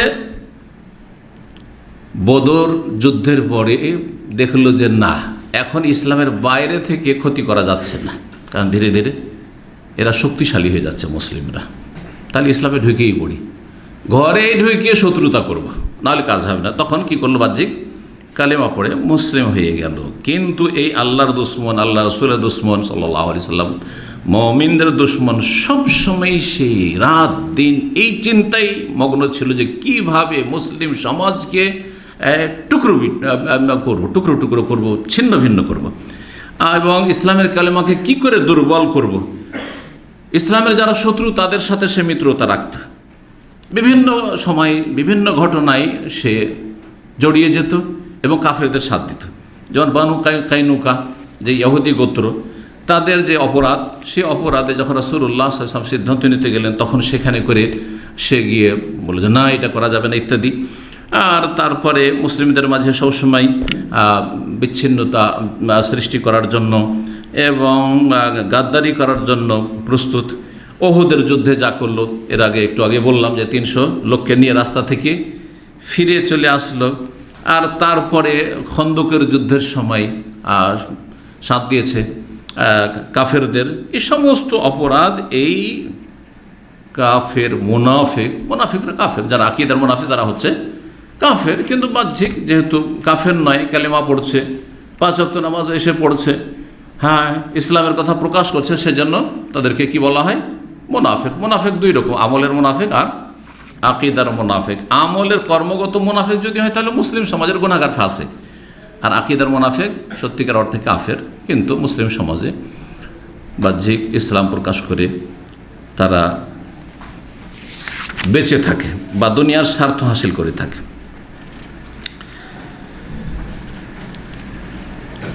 এই ব্যক্তি যখন বিভিন্ন সময়ে এইভাবে শত্রুতা করলো, ইসলাম গ্রহণ করার পরেও তার আগে করতো কি, রাসূলুল্লাহ সাল্লাল্লাহু আলাইহি সাল্লাম যখন জুমার খুতবা বসতে যেতেন প্রতিটি জুমায়, তখন ইসলামের পক্ষে কথা বলতো। তো ইসলামের পক্ষে কথা বললে যে ভালো মানুষ হয়ে যায় এটা নয়, কিন্তু এই ঘটনা থেকে এই শিক্ষাটা আমরা নিতে পারি। সে করতো কি, যখন রাসূলুল্লাহ সাল্লাল্লাহু আলাইহি ওয়াসাল্লাম খুতবার জন্য বসবেন তার আগে গিয়ে বলতো, হাযা রাসূলুল্লাহ বাইনা আযহরিকুম, এই যে রাসূলুল্লাহ সাল্লাল্লাহু আলাইহি ওয়াসাল্লাম, হ্যাঁ তোমাদের মাঝে রয়েছেন, আকরামাকুমুল্লাহু আযযাকুম বিহি, আল্লাহ তোমাদেরকে তার ওসিলাতে তার মাধ্যমে সম্মানিত করেছেন, তোমাদেরকে ইজ্জত দিয়েছেন। ফানসুরুহু, এই রসুলের সাহায্য করো, ওয়াজদিরুহু, তার পাশে দাঁড়াও, সাপোর্ট করো তোমরা, ওয়াসমাউলহু, তার কথা শোনো, ওয়াতিউলহু, তার আনুগত্য করো। এইভাবে মানুষকে কি করতো, উৎসাহিত করতো রাসূলুল্লাহ সাল্লাল্লাহু আলাইহি সাল্লামের সম্মান প্রদর্শনের জন্য, তার কথা মানার জন্য। মনে হচ্ছে কত হিতাকাঙ্ক্ষী লোক। রাসূলুল্লাহ সাল্লাল্লাহু আলাইহি সাল্লাম তারপরে জুমার খুতবা দিতেন। জুমার খুতবা শুরু হওয়ার আগে এগুলো করতো, কিন্তু যে রাসূল আসছে তোমরা এই করবে, এই করবে, এই করবে, তিনি যা বলবেন শুনবে তোমরা, ইত্যাদি, হ্যাঁ সম্মান করবে, ইত্যাদি। কিন্তু উহুদের যুদ্ধের পরে তো সবাই জেনে গেল, হ্যাঁ যে ই তো পাক্কা মুনাফিক, ই যদি এত দরদি হবে আর আমাদেরকে বলছে যে এই রসুলকে মানো আর রসুলের সম্মান করো, তো 300 লোক নিয়ে বেরিয়ে কী করে চলে আসলেন? হ্যাঁ, এই ষড়যন্ত্র কী করে করলো? তো একদিন আবার এই উহুদ যুদ্ধের পরে সে ওই কাজেই শুরু করেছে, জুমার আগে বয়ান শুরু করেছে। এই যে বিদাতিরা বয়ান করে ওদের সেটা, এরকম জুমার আগে বয়ান শুরু করেছে। জুমার খুতবা দিবেন রাসূলুল্লাহ সাল্লাল্লাহু আলাইহি ওয়াসাল্লাম, আর এই মুনাফিক বয়ান শুরু করেছে, দেশীয় বয়ান শুরু করতে গেছে। তখন কিছু মুসলিমরা তার কাপড় ধরে দিয়েছে টান, বস, বলছে এই জেলেসি আই আদু আল্লাহ, হে আল্লাহর দুশমন, বস, হ্যাঁ বস, তোর কথা শুনতে চাই না। বললেন সাহাবাই কেরামগণ, লাস্তা লিযালিকা বিআহলিন, তুমি এই উপদেশ দেওয়ার যোগ্য না, তুমি আমাদেরকে নসিহত করছো, ওয়াজ করতে এসছো, বয়ান শোনাতে এসছো, এই যোগ্যতা তোমার নেই, তুমি ষড়যন্ত্রকারী, তুমি মুনাফিক। ওয়াকাদ সানাতা মা সানাতা, তোমার ইতিহাস আমাদের সামনে আছে, তুমি যে কি করেছো। তারপরও সে এগিয়ে গেল আর বলছে সে যে আমি মনে হয়েছে খুব কবিরা গুনাহ করেছি। বলেন আমাদের লোকেরা, বেদাতিরা বেদাত করে আর বলে কোন কবিরা গুনাহ করলাম, তাই না? আমি নিয়তি পড়লাম, কোন কবিরা গুনাহ করলাম? আরে যাই নামাজের দোয়া পড়লাম, কোন কবিরা গুনাহ করলাম? মোনাজাত করলাম, দুরুদ শরীফ পড়লাম, ইয়া নবী সালাম আলাইকুম, কোন কবিরা গুনাহ করলাম? কবিরা গুনাহ করলাম? পাগল মানুষ, দেশের মানুষ, কিছু তো বুঝে না ইসলামের, যে কোনটা সুন্নাত কোনটা বিদআত। কথা তো ঠিকই, নবীর মহব্বতে পড়ছে ইয়া নবী সালাম আলাইকুম, আল্লাহুম্মা সাল্লি আলা সাইয়্যিদিনা মুহাম্মদ, নবীর মহব্বতে পড়ছে। এরা আশিকে রাসূল আর এরা বলছে বেদাত, তাহলে এরাই খারাপ, নবীর দুশমন এরাই, তাই না? বোকা লোককে এভাবে বুঝিয়ে দিচ্ছে, বাঙাল বুঝা না। তো এও সেই বলছে যে মনে হচ্ছে যে আমি খুব অপরাধী, আমি খুব খারাপ কথা বলেছি। হ্যাঁ, আমি তো কোনো খারাপ কথা বলিনি, আমি তো বলছি যে রসুলের শান্ত তোমরা, আমি তো ভালো কথা বলছি তোমাদেরকে। একজন আনসারি মসজিদের দরজায় তার সাথে মুখামুখি হলো, আর তারপরে সে আনসারি তার বংশেরই হয়তো ছিলেন, তিনি বলছেন ওয়াইলাক, তোমার দুর্ভোগ, হতভাগা তুমি, এর যে যাও এইসব ওয়াজ নসিহত না করে ইস্তাগফিরুল্লাহ রাসূলুল্লাহ সাল্লাল্লাহু আলাইহি ওয়াসাল্লাম, যাও রাসূলুল্লাহ সাল্লাল্লাহু আলাইহি ওয়াসাল্লামের সাথে তুমি ষড়যন্ত্র করেছো, যাও নবী সাল্লাল্লাহু আলাইহি ওয়াসাল্লামের কাছে ক্ষমা চাও, তোমার জন্য আল্লাহর কাছে ক্ষমা চাইবেন, আল্লাহ তোমাকে মাফ করে দেবে, যাও।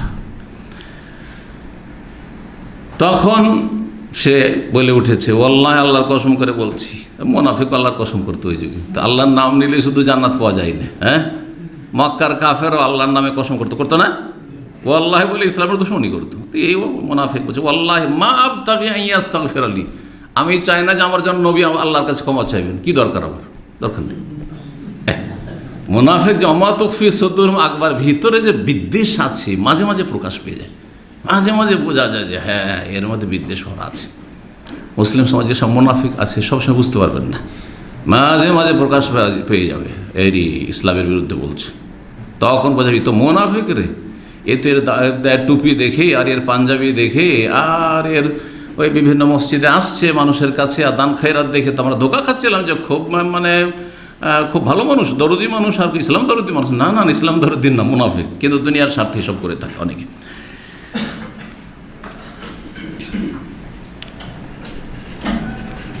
খন্দকের যুদ্ধের সময় এইরকম খারাপ আচরণ করেছিল এবং মানুষের মনোবলকে, মুসলিমদের মনোবলকে দুর্বল করার চেষ্টা করেছে।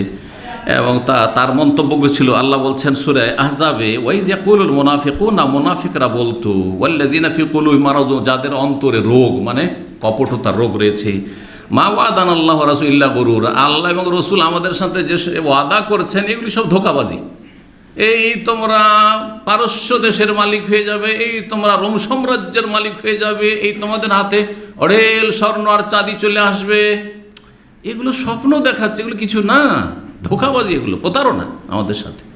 এইসব মন্তব্য কার ছিল? এই মুনাফিক নেতা এবং তার সাঙ্গপাঙ্গ যারা ছিল তাদের ছিল। রাসূলুল্লাহ সাল্লাল্লাহু আলাইহি ওয়াসাল্লামের বিরুদ্ধে বিভিন্ন সময় এমন ষড়যন্ত্রমূলক কাজ করত। একটা পদক্ষেপ ছিল যে রাসূলুল্লাহ সাল্লাল্লাহু আলাইহি ওয়াসাল্লামকে সমাজে কি করে দিই, বদনাম করে দিই, সমাজের চোখে তিনি ভালো মানুষ হিসাবে যেন বিবেচিত না হতে পারেন, মানুষের কাছে যেন তিনি ছোট হয়ে যান। এই একটা টার্গেট, অসৎ টার্গেট। সেই টার্গেটে কি করেছিল রাসূলুল্লাহ সাল্লাল্লাহু আলাইহি ওয়াসাল্লাম যখন বিয়ে করলেন উম্মুল মুমিনিন যায়েনব বিনতে জাহশ রাদিয়াল্লাহু তাআলা আনহাকে, তার ঘটনা জানা আছে। তার আগে বিয়ে হয়েছিল কার সাথে? যায়েদ বিন হারেসা। রাসূলুল্লাহ সাল্লাল্লাহু আলাইহি ওয়াসাল্লামের যে ইসলাম পূর্বে যে পালক পুত্র, সেই পালক পুত্রের সাথে বিয়ে হয়েছিল। আর জাহিলিয়াতের যুগের কাফেরেরা, মক্কার হোক আর মদিনার হোক, কাফের মুশরিকেরা পালক পুত্রকে নিজের পুত্র, নিজের সন্তানের মতো মনে করত এবং নিজের সন্তান মতো ধন সম্পদে ভাগ দিত। আর নিজের সন্তান যখন হয়ে গেছে, তাহলে তার ওয়াইফ, তার স্ত্রী হচ্ছে বৌমা। এসব ধারণা ছিল। এখন আমাদের দেশে অনেক মূর্খ মুসলিমরাও মনে করে যদি পালক পুত্র কেউ নিয়ে নেয় আর বিয়ে শাদী ওইটা তো তার বৌমা। কিসের বৌমা? কেউ না তো, এই ছেলেই কিছু না তো ওর বউ, আর স্ত্রী আবার কে? কথা বোঝা গেছে তো। এইরকম যে ধারণা ছিল আরবদের, এই সুযোগ নিল যায়েনব রাদিয়াল্লাহু তাআলা আনহা, কুরাইশ বংশের। আর যায়েদ বিন হারেসা এক সময় দাসের অধীনে একটা কুরাইশ সবচাইতে শ্রেষ্ঠ বংশের একজন ভদ্র মহিলা থাকবে, মানসিক একটা পীড়াও আছে, মানসিক একটা পীড়া আছে। আপনি আপনার সমাজে চলে যান, যে ভালো যারা ওইরকম প্রভাবশালী বংশের একটা ছোট বংশে যদি বিয়ে দিয়ে দেওয়া হয়, হ্যাঁ শিক্ষিত হয়, অনেক সময় তার সাথে কি হয় না, মেল মহব্বত হয় না। কারণ আরে এ তো এই ছোট বংশের, আমরা তো হচ্ছি সেই ওই জমিদার বংশের, তো আমরা তো হচ্ছি এই মহাজন বংশের, তো আমরা তো হচ্ছি এই অমুক বংশের, তো তমুক বংশের, সৈয়দ বংশের আছেন নাই। এইসব জাতীয়তাগুলি আছে, বিভিন্ন সমাজে আছে। তো এটা ছিল, যাই হোক মেল মহব্বত হচ্ছিল না, অশান্তিতে, পারিবারিক অশান্তিতে ছিলেন যায়েদ রাদিয়াল্লাহু তাআলা আনহু, যায়েনব, দুজনে কারোর সাথে কারো মিল হয় না, মেনে নিতে পারছে না যায়েনব রাদিয়াল্লাহু তাআলা আনহা। তারপরে তালাক হয়ে যায়। আল্লাহ রাব্বুল আলামিন চেয়েছিলেন যে আরবরা যে পালক পুত্রের বউকে নিজের বউয়ের মতো মনে করে, এইটা যেন কি করা, এই ভ্রান্ত ধারণা, এই ভুল ধারণা যাতে দূর করানো সম্ভব হয়। আর যদি কোনো সমাজে খারাপ প্রথা একবারে প্রতিষ্ঠিত হয়ে থাকে, সেটা উঠানো অত সহজ নয়, কঠিন। সমাজের বিরুদ্ধে যাওয়াটা, সমাজের কুপ্রথার বিরুদ্ধে যাওয়াটা কঠিন। আপনি যান আর বলেন যে বরযাত্রী একটাও নেব না, আমি বিয়ে করব, আপনার বাপ বাড়ি থেকে বের করে দেবে।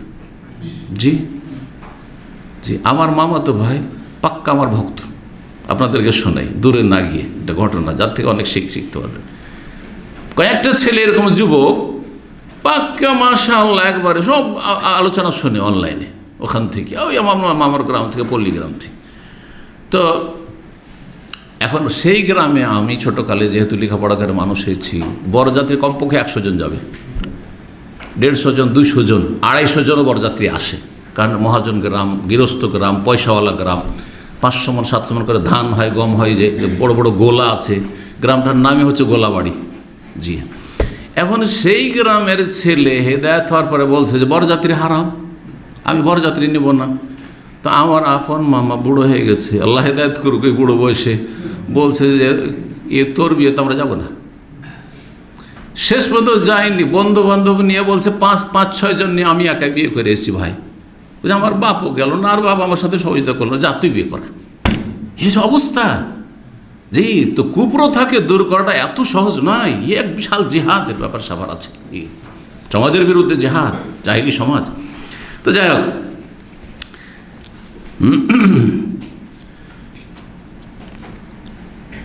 সুযোগ পেয়ে গেল মুনাফিক যে দেখো দেখো মুহাম্মদ কি করেছে, নিজের বৌমাকে বিয়ে করে ফেলল। বৌমাকে বিয়ে করে, আল্লাহ রাব্বুল আলামিন চেয়েছেন যে নবী সাল্লাল্লাহু আলাইহি ওয়াসাল্লাম যখন বিয়ে করে নেবেন, অথচ নবী সাল্লাল্লাহু খুব দ্বিধাগ্রস্ত ছিলেন যে বিয়ে করব না, লোকজন সমালোচনার সুযোগ পেয়ে যাবে, না না না বিয়ে করবো না। কিন্তু আল্লাহ রাব্বুল আলামিন 7 আসমানের উপরে দিয়ে বিয়ে পড়াইছেন। সূরা আহজাবের একটি আয়াত আছে, ফালাম্মা কাযা যায়দু মিনহা ওয়াতারান যাওয়াজনাকাহা। কোরআনে কারিমে একজন সাহাবীর শুধু নাম আছে, তিনি কে? এই যে পড়লাম যেটা, ফালাম্মা কাযা যায়দু মিনহা ওয়াতারান, যখন যায়েদ রাদিয়াল্লাহু তাআলা আনহু তার থেকে, মিনহা মানে এই যায়নাব বিনতে জাহাজ থেকে নিজের প্রয়োজন পুরা করে নিল, মানে তার সাথে আর সংসার করতে পারছি না, শেষ, তোমার সাথে আমার প্রয়োজন, মানে স্বামী স্ত্রীর দাম্পত্য সম্পর্ক শেষ। আল্লাহ বলছেন যাওয়াজনাকা, তালাক যখন হয়ে গেল, ইদ্যত পার হয়ে গেল, তখন হে নবী তোমার আমি বিয়ে দিয়ে দিলাম তার সাথে, মানে যায়নাবের সাথে।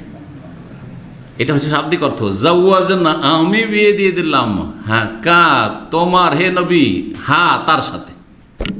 কেন বিয়ে দিলাম আমি? আসমানের ওপর থেকে, মানুষে বিয়ে পড়ায়নি, আল্লাহ বিয়ে পড়িয়ে দিয়েছে 7 আসমানের উপরে। কার? রাসূলুল্লাহ সাথে, যায়নাবের সাথে।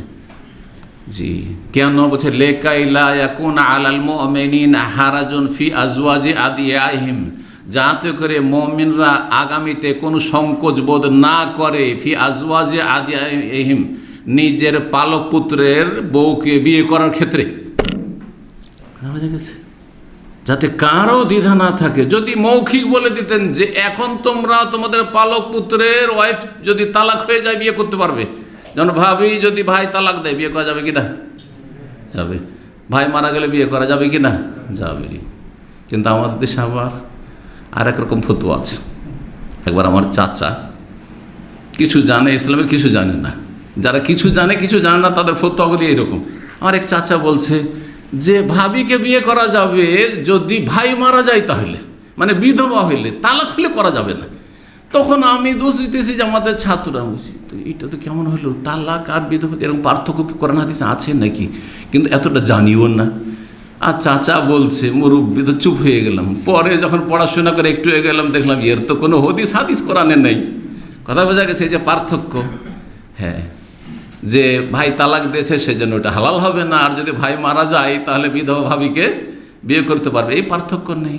জি, বিয়ে করতে পারবেন, কারণ ভাবি আপনার মাহরাম না, ভাবি আপনার, ভাবির মাহরাম আপনি না। জি, তো যাই হোক, আল্লাহ স্বয়ং বিয়ে দিয়েছিলেন যাতে করে রাসূলুল্লাহ সাল্লাল্লাহু আলাইহি ওয়াসাল্লাম কোনো সংকোচ বোধ না করেন, অথবা সামাজিক ক্ষেত্রে বেশি তারপরেও মুনাফিকরা সমালোচনা করতে ছাড়ে, দেখো দেখো নিজের বউকে বিয়ে করেছি, কেমন মানুষ যে নিজের বউকে বিয়ে করেছে। শুধু তাই নয়,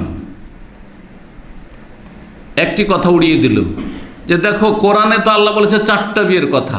কোরআনে কয়টার কথা?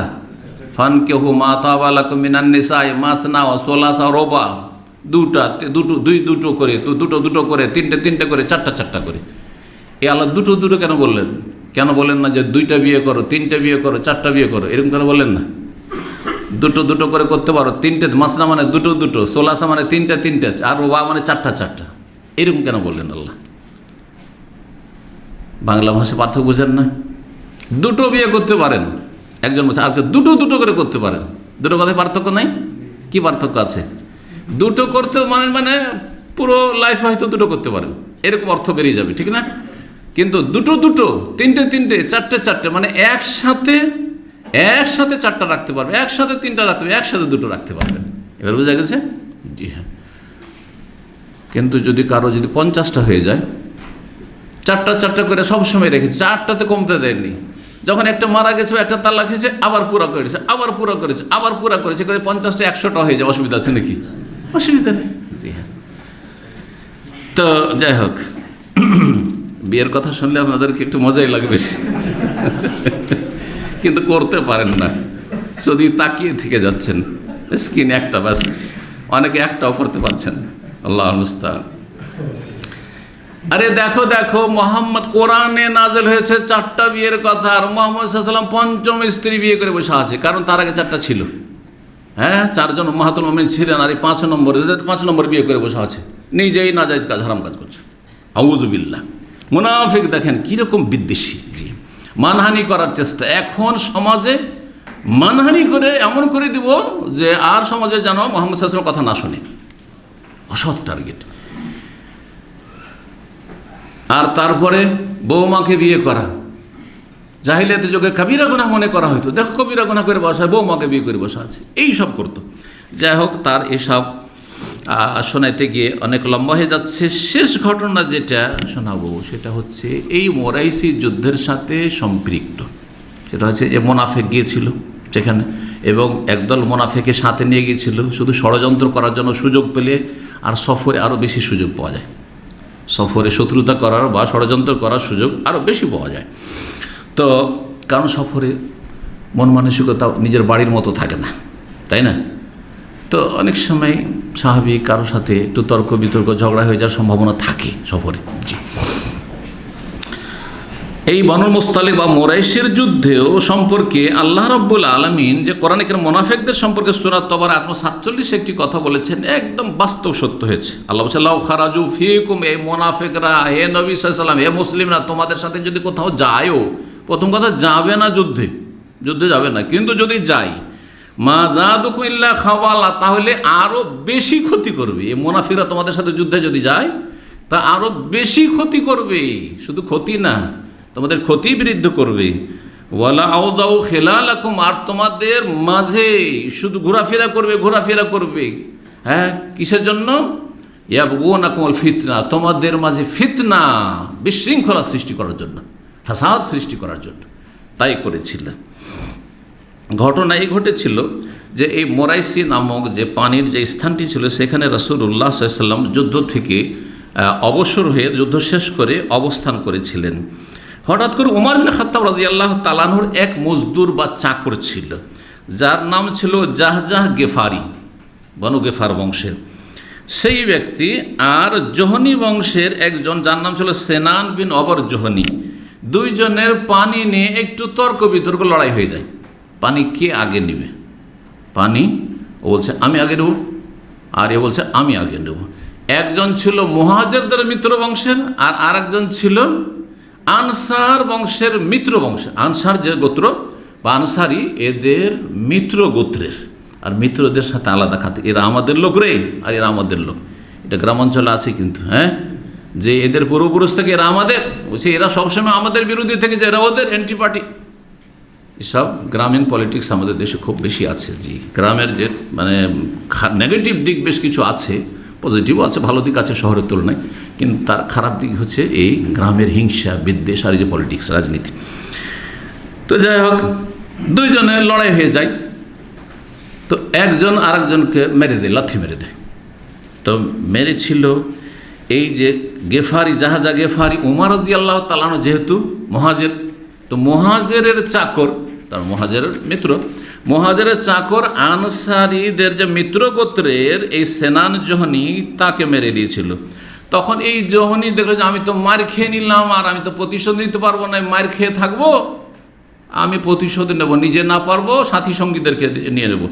ডাক দিল, ইয়ালাল মুহাজিরিন বা ইয়া মাশারাল আনসার বা ইয়া মাশারাল মুহাজিরিন, দুই রকম রিওয়ায়াত রয়েছে। হে আনসারীরা, আমাকে বাঁচাও, আমাকে মেরে দিলই, আমাকে মারছে।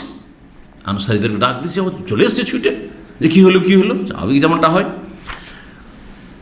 যখন দেখলো জাহজা গেফারি, যে এর চাকর উমর রাদিয়াল্লাহু তাআলা, দেখলি তো আমাকে তো মেরে ফেলে দিবে, তখন ও ডাক দিয়েছে, ইয়া মাশারাল মুহাজিরিন, হে মুহাজিরিন, আমাকে বাঁচাও, আমাকে রক্ষা করো, এ মেরে দিবে আমাকে এরা। যখন এই মুহাজির বলে ডাক দেওয়া শুরু করেছে, আর ও ডাক দেওয়া শুরু করেছে আনসার বলে, আর দুই দিক থেকে একেবারে সামনাসামনি মুখামুখি হয়ে গেছে। এখন যুদ্ধ, মারামারি, আপোষে শুরু হয়ে যাবে, সামান্য একটু পানি নিয়ে কিন্তু এই যে ডাক, আচ্ছা এই যে নামটি ধরে ডেকেছিল, নামটা কোনো খারাপ নাম? কি নাম? হে আনসারীরা, নাম প্রশংসিত নাম। হ্যাঁ, কোরআনে আল্লাহ এই নাম দিয়ে প্রশংসা করেছেন, ওয়াসাবিকুনা আল-আউওয়ালুনা মিনাল মুহাজিরিন আনসার। তো নামটা তো খুব চমৎকার, কিন্তু কাজ চমৎকার না হলে নাম কিন্তু কাজ দেবে না। এইটা শোনেন এখানেও, আনসারি ওয়াল মুহাজির আনসার, আল্লাহ কোরআনে বেশ কিছু আয়াতে বলেছেন মুহাজির আনসার, আর প্রশংসা রাদিয়াল্লাহু আনহুম, আল্লাহ তাদের রাজি হয়ে গেছেন, প্রশংসিত নাম। তারপরও উদ্দেশ্য যখন অসৎ ডাকার, তখন নবী সাল্লাল্লাহু আলাইহি ওয়াসাল্লাম সেটিকে নিষেধ করলেন কঠোরভাবে এবং বলে এটি হচ্ছে জাতীয়তার ডাক, এটি হচ্ছে জাহিলিয়াতের ডাক। জাতীয়তার ডাক হচ্ছে জাহিলিয়াতের ডাক। জাতীয়তার ডাক মানে জুলমের ওপরে হইলেও নিজের দলের সাথে থাকো, জালেম হইলেও নিজের দলের সাথে থাকো। দেখা দেখি না যে আমার দল জুলুম করছে না জুলুম হয়েছে, আমার দল ন্যায্য পথে আছে না অন্যায্য পথে আছে, এটা দেখার বিষয় না। আমার জাতি, এটার নাম জাতীয়তা। জি, এই জাতীয়তা জাহিলিয়াতের চরিত্র। যখন এই ডাক তারা দিল আর লড়াই শুরু হয়ে যাবে মনে হচ্ছে, এই সফরে রাসূলুল্লাহ সাল্লাল্লাহু আলাইহি ওয়াসাল্লাম জানতে পারলেন, ছুটে আসলেন সেখানে, এসে বলেন আবে দাওয়াল জাহিলিয়াত ওয়ানা বাইনা আযহরিকুম। আরে এই জাহিলিয়াতের ডাক দেওয়া শুরু করলে তোমরা, অথচ আমি তোমাদের মাঝে বিদ্যমান। আমি না থাকলে তাহলে তোমরা কি করবে? আমি এখানে মজুদ থাকতে তোমরা এরকম কাজ হয়েছিল, তোমাদের একজন আরেকজনকে একটু লাত মেরে দিয়েছে, ঠিক আছে আমার কাছে আসো, আমি তোমাদের বিচার করে দিচ্ছি। কিন্তু এইরকম এক অপরকে ডাকা শুরু করেছে, আর লড়াই শুরু করে দিচ্ছ তোমরা, আর এই ডাক দেওয়া শুরু করেছ। ডাকটা তো কত চমৎকার। হ্যাঁ, ইয়া মাশার আল আনসার, ইয়া মাশার আল মুহাজিরিন। কিন্তু তারপরে বলছেন জাহিলিয়াতের ডাক। কিসের ডাক? জাহিলিয়াতের ডাক। জি, দাউহা ফাইন্নাহা মুনতিনা, ছেড়ে দাও, কারণ এই ডাকটি হচ্ছে সড়া পচা ডাক। মুনতিনা মানে দুর্গন্ধযুক্ত ডাক। যেই খাবার পচে সরে গন্ধ হয়ে যায় এটাকে বলে মুনতিনা বা নাতেনা। তাহলে জাতীয়তা হচ্ছে সড়া পচা কথা। জি, জাহিলিয়াতের চরিত্র। কোনো জাতীয়তা যেন না। আমাদের জাতীয়তা হচ্ছে ইসলাম, জাতীয়তা হচ্ছে ইসলাম। সেই জাতীয়তা যে কোনো হোক না কেন, সেই রাজনৈতিক জাতীয়তা, এটা হচ্ছে আমাদের দলের আওয়ামী লীগের, আর এটা হচ্ছে বিএনপির, যে কোনো এতে আমাদের দলে থাকতে হবে, হারাম। এটা হচ্ছে জাহিলিয়াত। জাহিলিয়াত এইরকম, আমার ভাষাভাষী রে, আর এটা আমার ভাষাভাষী নয়, জাহিলিয়াত। যেখানে মুহাজির আনসার এত চমৎকার নাম অসৎ উদ্দেশ্যে ডাকার ক্ষেত্রে রাসূলুল্লাহ জাহিলিয়াত বলেছেন, তো চিন্তা করেন। জি, সতর্ক আমাদেরকে থাকতে হবে। আমাদের সম্পর্ক যেন ইমানি সম্পর্ক হয়, তাকওয়ার সম্পর্ক হয়, কারণ সম্মানিত আল্লাহর কাছে আতকাকুম, যে যত বেশি আল্লাহ ভীরু। ঘটনা এই ছিল, এই সময় আব্দুল্লাহ বিন উবাই বিন সলুল, এই মুনাফিক সুযোগ পেয়ে গেল। কারণ আনসারীদের মিত্র গোত্রের লোক মার খেয়েছে, এই যখনই কী করেছে, মার খেয়েছে। ইবনে উবাই মুনাফিক নিজের জাতির ওপর খুব রাগান্বিত হইল। জি, যে তোমরা কি করলে, মারতে পারলে না, মার খেতে হয়ে গেলে, মারলে না কেন? তারপরে সে একটা বিরূপ মন্তব্য করলো রাসূলুল্লাহ সাল্লাল্লাহু আলাইহি ওয়াসাল্লাম সম্পর্কে এবং সাহাবায়ে কেরাম মুহাজিরিনদের সম্পর্কে। যখন এই বিরূপ মন্তব্যটা করে, খারাপ মন্তব্য করে, সেই সময় যায়েদ ইবনে আরকাম বলে একজন যুবক সাহাবী, তাদেরই বংশের, কিন্তু খাঁটি মুমিন বান্দা। দেখেন ঈমান কেমন জিনিস। একটা যুবক ছেলে, 15 বছর, 14 বছরের, 16 বছরের ছেলে, সেই ব্যক্তি কিন্তু এই কথা শুনে নিচ্ছে, যেই কথাটি, যে খারাপ মন্তব্যটি রাসূলুল্লাহ সাল্লাল্লাহু আলাইহি ওয়াসাল্লাম আর সাহাবায়ে কেরাম মুহাজিরিনদের সম্পর্কে করেছিল ইবনে উবাই মুনাফিক।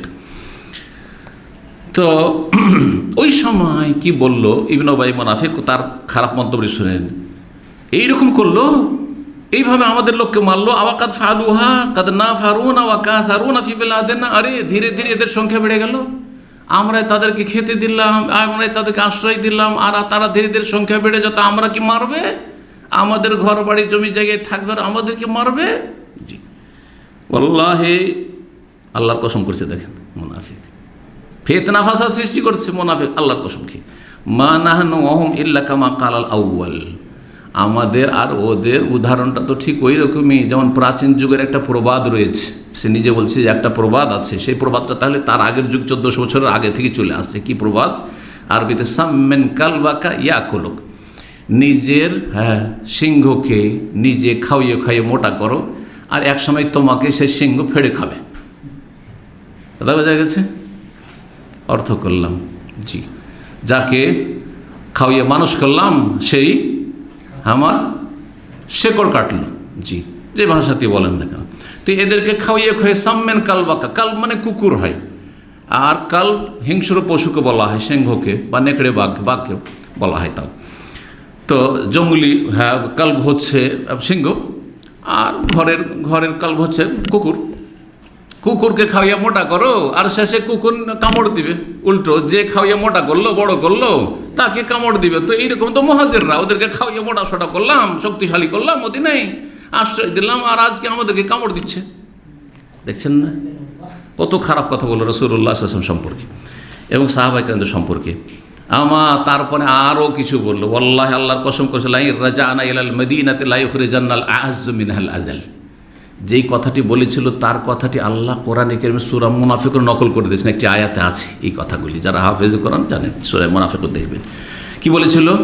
আচ্ছা ঠিক আছে, এখানে সফরে তো যা করলে, আর মুহাম্মদ সাল্লাল্লাহু আলাইহি ওয়াসাল্লাম ঝগড়াটা তো থামিয়ে দিল, আমরা তো প্রতিশোধ নিতে পারলাম না, চলি মদিনায় যাচ্ছি, দেখছি লা ইখরিজান্নাল আ'আজ্জু মিনহাল আযাল। মদিনা ফিরে যাওয়ার পরে মদিনায় যে সম্মানিত লাঞ্ছিতকে মদিনা থেকে তাড়িয়ে দেবে, বের করে দেবে।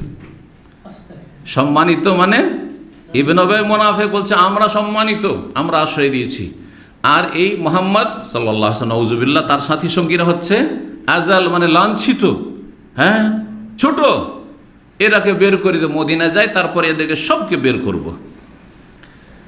তারপরে তার সাথী সঙ্গী যা সাঙ্গপাঙ্গ আছে মুনাফিক, তাদেরকে বলল, হাযা মা ফাআলতুম বিআনফুসিকুম, এইটাই করলে তোমরা, আর এই জন্য মুহাম্মদকে তোমরা আশ্রয় দিলে। আহলালতুমুহুম বিলাদাকুম, তোমাদের শহরে তাদেরকে জায়গা দিলে, বসালে।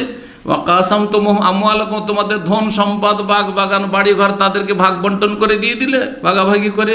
আমা ওয়াল্লাহি, আল্লাহর কসম করে বলছি, লাউ আমসাকতুম আনহুম মা বিআইদিকুম লা তাহাওয়ালু ইলা গায়রি দারিকুম, তোমরা যদি আগে একটু হুঁশ করতে আর এদেরকে যদি এইসব না দিতে, আশ্রয় না দিতে, তাহলে এখানে এরা জায়গা পেত না, অন্য কোথাও দেখতো। কেন জায়গা দিল এদেরকে? যায়েদ ইবনে আরকাম রাদিয়াল্লাহু তাআলা আনহু এটা জানার পরে বলছেন, আমি নবীকে জানাবো। হ্যাঁ, নবী সাল্লাল্লাহু আলাইহি ওয়াসাল্লাম সম্পর্কে এরকম কথা বলছে, আমি নবী সাল্লাল্লাহু আলাইহি ওয়াসাল্লামকে জানিয়ে দেবো। দেখেন, ছোট ছেলে যারা কচি কাঁচা, তারা কিন্তু প্রকৃতির উপর থাকে, হ্যাঁ, কোনো কথা লুকিয়ে রাখতে জানে না, ও রাজনীতি করতে জানে না যে কোনটা লুকাইতে হবে, হক কথা বলে দেবে, আছে না? যতক্ষণ পর্যন্ত তার প্রকৃতিকে, নেচারকে বিকৃত না করবে, ততক্ষণ ও সত্য কথা বলে দেবে, সত্য কথা বলে দেবে। তো বলছে আমি নবীকে বলে দেবো, কিন্তু ছোট ছেলে নবী সাল্লাল্লাহু আলাইহি ওয়াসাল্লাম কাছে গিয়ে বলবো কি করে? তো চাচা কি বল, তার চাচা প্রবীণ মানুষ, চাচা এই ইবনে উবাই মুনাফিক রাসূলুল্লাহ সাল্লাল্লাহু আলাইহি ওয়াসাল্লাম সম্পর্কে আর মুহাজির মুসলিমদের সম্পর্কে এরকম খারাপ মন্তব্য করছে, যে কুকুরদেরকে খাওয়াইয়া মোটা করো আর তারপরে একদিন খেয়ে ফেলবে, আর তারপরে মদিনা গিয়ে এদেরকে সবকে তাড়াবো, এই ধরনের কথাবার্তা বলছে। এরা লাঞ্ছিত, আমরা হচ্ছে সম্মানিত।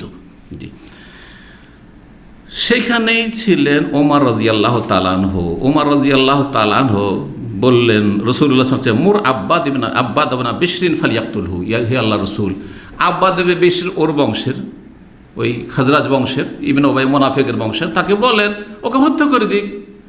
রেখেছেন কি করতে? ফিতনা ফাসাদ সৃষ্টি করতে, মেরে দিন। কারণ ওমর রাদিয়াল্লাহু কাজই ছিল কি, অনুমতি দেন আমি মারছি, না হলে কাউকে বলেন মারুক, একে রাখবেন কেন? নবী সাল্লাল্লাহু আলাইহি ওয়াসাল্লাম বলে, ফাকাইফা ইয়া উমর, কী করে মারবো? এই তো বাহ্যিক কালিমা পড়েছে, আর একে যদি মারি লোকেরা তো বলার সুযোগ পেয়ে যাবে যে মুহাম্মদ দেখো দেখো, এতদিন তো কাফেরদেরকে মারছিল, দেখো নিজের সাথীদেরকে ধরে ধরে মারছে, সাথীদেরকে ধরে ধরে মারছে। জি, জঙ্গিরা এই সুযোগ করে দিচ্ছে না, যে হ্যাঁ, জঙ্গিদের মধ্যে এই মুনাফিকি চরিত্র আছে না নেই? জঙ্গিরা কিন্তু মুসলিমদেরকে মারে, হ্যাঁ, মুসলিম দেশের বিরুদ্ধে বেশি ফতোয়াবাজি, আর এরা সোচ্চার, কাফেরদের সম্পর্কে এদের মাথার ব্যথা নেই। সবচেয়ে বড় ফতোয়াবাজি তাদের, সবচেয়ে বড় তাগুত তাদের কাছে কে? এক নম্বর ফতোয়া সৌদির বিরুদ্ধে। সৌদি আরবেও রাজতন্ত্র আছে, কাতারেও রাজতন্ত্র আছে, আছে না নেই? হ্যাঁ, কোনোদিন শুনেছি কাতারের বিরুদ্ধে বলেছে? রাত দিন কাতারের পক্ষে, তাই না? চিন্তা করেন তাহলে, আরব দেশে অন্য দেশেও আছে, কোনোদিন শুনেছেন যে ওই সব দেশের বিরুদ্ধে বলছে? বলবে না। তাগুত তাদের কাছে বড় তাগুত নাকি সৌদি আরব। আউযু বিল্লাহি মিন যালিক। এই যে জামাতি, ইখওয়ানি, আর এই যে যতগুলি খারেজি, ছোট খারেজি, বড় খারেজি, মেজো খারেজি, সেজো খারেজি, যতগুলি খারেজি আছে চরমপন্থী, সবগুলি এই ধরনের মুসলিমদের বিরুদ্ধে সোচ্চার। যত ফতোয়াবাজি, যত বাড়াবাড়ি এদের, মুসলিমদের বিরুদ্ধে। তো যদি এইরকম মুনাফিককে হত্যা করা হয় তো তাহাদ্দাসান নাস আন্না মুহাম্মাদান ইয়াকতুল আসাব, লোকেরা বলতে সুযোগ পেয়ে যায় যে মোহাম্মদ তার সাথী সঙ্গীদেরকে খুন করছেন। না না না, তবে এক কাজ করো, এখানে থাকা যাবে না, কারণ সফরে থাকলেই আবার কোনো ফিতনা ফাসাদের সুযোগ নেবে, তাড়াতাড়ি করে চলো, যাতে করে মানুষ একে অপরকে বলার সুযোগ না পায়, নিজের নিজের উটের পিঠে চলতে থাকবে, কেউ কারোর সাথে গল্প করার সুযোগই পাবে না। রাসূলুল্লাহ তাড়াতাড়ি বলবেন এক্ষুনি চলো, অথচ ওই সময় প্রস্থানের সময় নয়, সাধারণত দুপুরবেলা প্রচণ্ড গরমের সময়, সাধারণত ওই সময় বিশ্রাম করা হয় না, বলে এক্ষুনি চলো, এক্ষুনি চলতে লাগে। রাসূলুল্লাহ সাল্লাল্লাহু আলাইহি ওয়াসাল্লামের সাথে সাক্ষাৎ হল উসাইদ বিন হুযাইর সাহাবীর, সাক্ষাৎ করা বলে ইয়া রাসূলুল্লাহ, আপনি তো এমন সময় সফর শুরু করলেন, সাধারণত এমনটা তো করেন না, তো এই সময় কেন সফর শুরু করলেন? হয় সকাল সকাল শুরু করে দেন, আর না হলে বিকেলবেলা সফর শুরু করেন, তো এই সময় তো করেন না। বলছেন আওয়ামা বালাগাকা মা কালা সাহেবকে, তোমাদের সঙ্গী তোমাদের বংশের ওই যে নেতা ইবনে উবাই কি বলেছে তুমি শোনোনি? তো বলছে কি বলেছে আমি তো জানি না। বলছে তার ধারণা যে মদিনা যাবে, যাওয়ার পরে সে সম্মানিত আর আমরা লাঞ্ছিত, আমাদেরকে মদিনা থেকে আর আমার সাথীর সঙ্গে মুহাজির সবকে বের করবেও, জি তার বংশধরকে নিয়ে। খালা ফাহামতা ইয়া রাসূলুল্লাহ, আপনাকে উদ্দেশ্য করে বলছে যে আপনি লাঞ্ছিত আর সে সম্মানিত? জি ইয়া রাসূলুল্লাহ, আপনি যদি চান তো বলেন, তাকে মদিনা থেকে বের করে দিচ্ছি, আমরা তাকে মদিনা থেকে বের করে দিচ্ছি।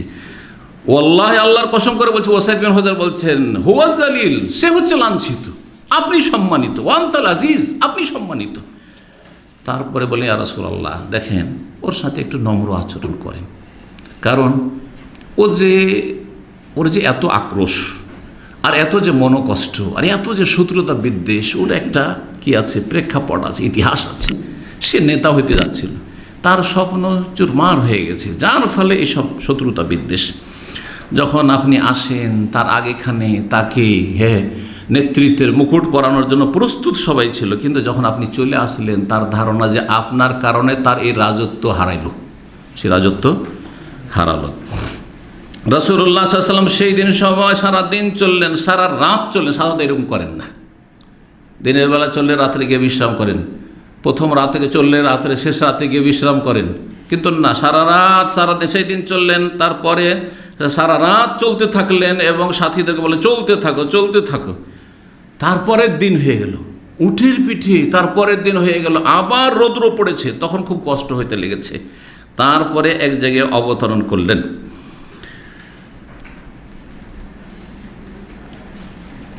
ইবনে উবাই মুনাফিক এর মাঝখানে জানতে পেরে গেছে যে আমি যা বলেছি, আমার কথাগুলি মুহাম্মদ সাল্লাল্লাহু আলাইহি ওয়াসাল্লামকে পৌঁছে দেওয়া হয়েছে। এই যায়েদ বিন আরকাম এই ছেলেটা পৌঁছে দিয়েছে, খবর পৌঁছে গেছে।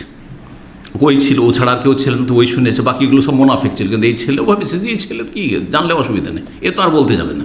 ও ভাবতে পারে না যে পৌঁছে দিবে, যে ওর চাচাকে বলবে আর চাচাকে নিয়ে খবরটা পৌঁছে দেবে। তারপরে ও জানতে পারলো যে খবর পৌঁছে গেছে, এখন তো ভয়ে ভীত, কি হবে আমার, কি যে করে। মুহাম্মদ সাল্লাল্লাহু আলাইহি ওয়াসাল্লাম তখন দৌড় দিয়ে ছুটে এসে রাসূলুল্লাহ সাল্লাল্লাহু আলাইহি ওয়াসাল্লাম কাছে এসে বলছে, আল্লাহর কসম আমি এসব কথা বলিনি, কিন্তু মা কুলতু মা কালা, এই যায়েদ বিন আরকাম যে বলছে মিথ্যা বলছে, ইয়া রাসূলুল্লাহ আমি এসব কথা বলিনি। ওয়ালা তাকাল্লামতু, আমি মুখে এরকম কথা নিয়ে আসিনি, এসব কথা বলিনি আমি। তারপরে আনসারীরা যারা তার বংশের ছিল, আনসারী, তারা বলছে ইয়া রাসূলুল্লাহ, যখন এত কসম করে বলছে, হতেও পারে ছোট ছেলে, 14-15 বছরের ছেলে, তো ভুলও তো শুনতে পারে, হ্যাঁ ওর ভুল হইতে পারে, হয়তো ঠিকভাবে সে কথাটা বুঝতে পারেনি কি বলেছে না বলেছে। যাই হোক, এই মর্মেই তখন কোরআনে কারীমের সূরা মুনাফিকুন নাযর, ইজা জাআকাল মুনাফিকুনা ক্বালু নাশহাদু ইন্নাকা লা রাসূলুল্লাহ ওয়াল্লাহু ইয়াশহাদু ইন্নাকা লা রাসূল ওয়াল্লাহু ইয়ালামু ইন্নাকা লা রাসূল ওয়াল্লাহু ইয়াশহাদু ইন্নাল মুনাফিকিনা লাকাযিবুন। আর তারপরে সেই আয়াতগুলি আছে যেসব আয়াতে বলা হয়েছে, সে এইরকম বলেছিল, লা তুনফিকু আলা মান ইনদা রাসূলিল্লাহ, মুহাম্মদ সাল্লাল্লাহু আলাইহি ওয়াসাল্লামের আশেপাশে যেসব আসাফে সুফা আছে, এই গরিবগুলো আছে, খেতে পায় না, পথের ফকির, আর মক্কা থেকে এসছে, এদের একটা পয়সা দিও না, এদের উপর খরচ করিও না। তো যাই হোক, এসব তার খারাপ মন্তব্য ছিল, সবগুলি আল্লাহ রাব্বুল আলামিন এখানে বয়ান করে দিয়েছেন সূরা মুনাফিকুনে। রাসূলুল্লাহ সাল্লাল্লাহু আলাইহি ওয়াসাল্লাম মের ওপরে যখন এই আয়াত নাজিল, আচ্ছা যায়েদ বিন আরকাম যখন শুনতে পেলেন যে আমাদের মদিনার সমাজের লোকেরা বলছে যায়েদ বিন আরকাম মিথ্যা কথা বলেছে, রাসূলুল্লাহ সাল্লাল্লাহু আলাইহি ওয়াসাল্লামকে দিয়ে ঝামেলা লাগিয়ে দিয়েছে। তো মিথ্যুক সাব্যস্ত হয়ে গেছে বেচারা ছেলে। তখন লজ্জায় বাড়িতে গিয়ে লুকিয়ে গেছে, লজ্জায় বাড়িতে গিয়ে লুকিয়ে গেছে, বাড়ি থেকে আমি বেরোয় না। বলছে আমি এত চিন্তায় চিন্তিত হয়েছি, বলছেন যে কালা জায়েদ, জায়েদ বলছেন ফাসাবানি হাম্মুন লাম ইউসিবনি মিসলুহু কাত্তু, আমি এত দুশ্চিন্তায় আর এত মনোকষ্টে নিমজ্জিত যে আমার জীবনে এইরকম কোনোদিন দুশ্চিন্তা হয়নি আর এত কষ্ট হয়নি। যে কি হইল, আমি একটা সত্য কথা বললাম আর আমাকে মিথ্যুক সাব্যস্ত করে দিল, আর নবী সাল্লাল্লাহু আলাইহি ওয়াসাল্লাম বিশ্বাস করেই নিলেন। সবাই বলছে যে যায়েদ বিন আরকাম মিথ্যা বলেছে, দিয়ে ঝামেলা বাঁধিয়েছে। ফাজালাস্তু ফি বাইতি, বাড়িতে লুকিয়ে গেল, আর বাড়ি থেকে বের হই না আমি। রাসূলুল্লাহ সাল্লাল্লাহু আলাইহি সাল্লামের উপর যখন আয়াতগুলি নাজেল হইল আর ঘটনা যখন আল্লাহ স্বয়ং বয়ান করে দিলেন সূরা মুনাফিকুনে, যাও যাও যায়েদ বিন আরকামকে খুঁজে পাচ্ছি না কেন, ওকে দেখতে পাচ্ছি না, নিয়ে আসো। জি, ডেকে পাঠালেন। বলছেন ফাকারা হালে, আয়াতগুলি পড়ে পড়ে রাসূল শুনিয়ে দিলেন। যেই কথাগুলি যায়েদ বিন আরকাম বলে সবগুলি কথা সূরায় এই মুনাফিকুনে আছে। ওই যে লা তুনফিকু আলা মান ইনদা রাসূলিল্লাহ লা ইরজানা ইলাল মদিনাতি লা ইখরিজানাল আযযু মিনহাল আযাল, মদিনা ফিরে যাওয়ার পরে যে সম্মানিত এই লাঞ্ছিতকে বের করবে, থাকতে দেবে না, মুহাম্মদ সাল্লাল্লাহু আলাইহি ওয়াসাল্লামকে এখানে থাকতে দেবে না, বের করবে। তারপরে রাসূল বললেন যে ইন্নাল্লাহ কাদ সাদ্দাকাকা, যায়েদ বিন আরকাম তোমার আল্লাহ সত্যায়ন করেছেন, তোমাকে সত্যবাদী বলে আল্লাহ ঘোষণা করেছেন। এইদিকে এই মুনাফিকের ছেলে যে বলেছিলাম শুরুতে, এটা দিয়ে শেষ, তার নাম কি ছিল? আব্দুল্লাহ। ও মদিনাতে আছে, জানতে পেরেছে আমার বাপ এই রকমের ফিতনা ফাসাদ সৃষ্টি করেছে ওইখানে, আর এইরকম খারাপ মন্তব্য করেছে রাসূলুল্লাহ সাহাবায়ে কেরামদের সম্পর্কে, আর মদিনা আসলে এদেরকে সবকে বের করো, এরকম খারাপ কথা বলেছে।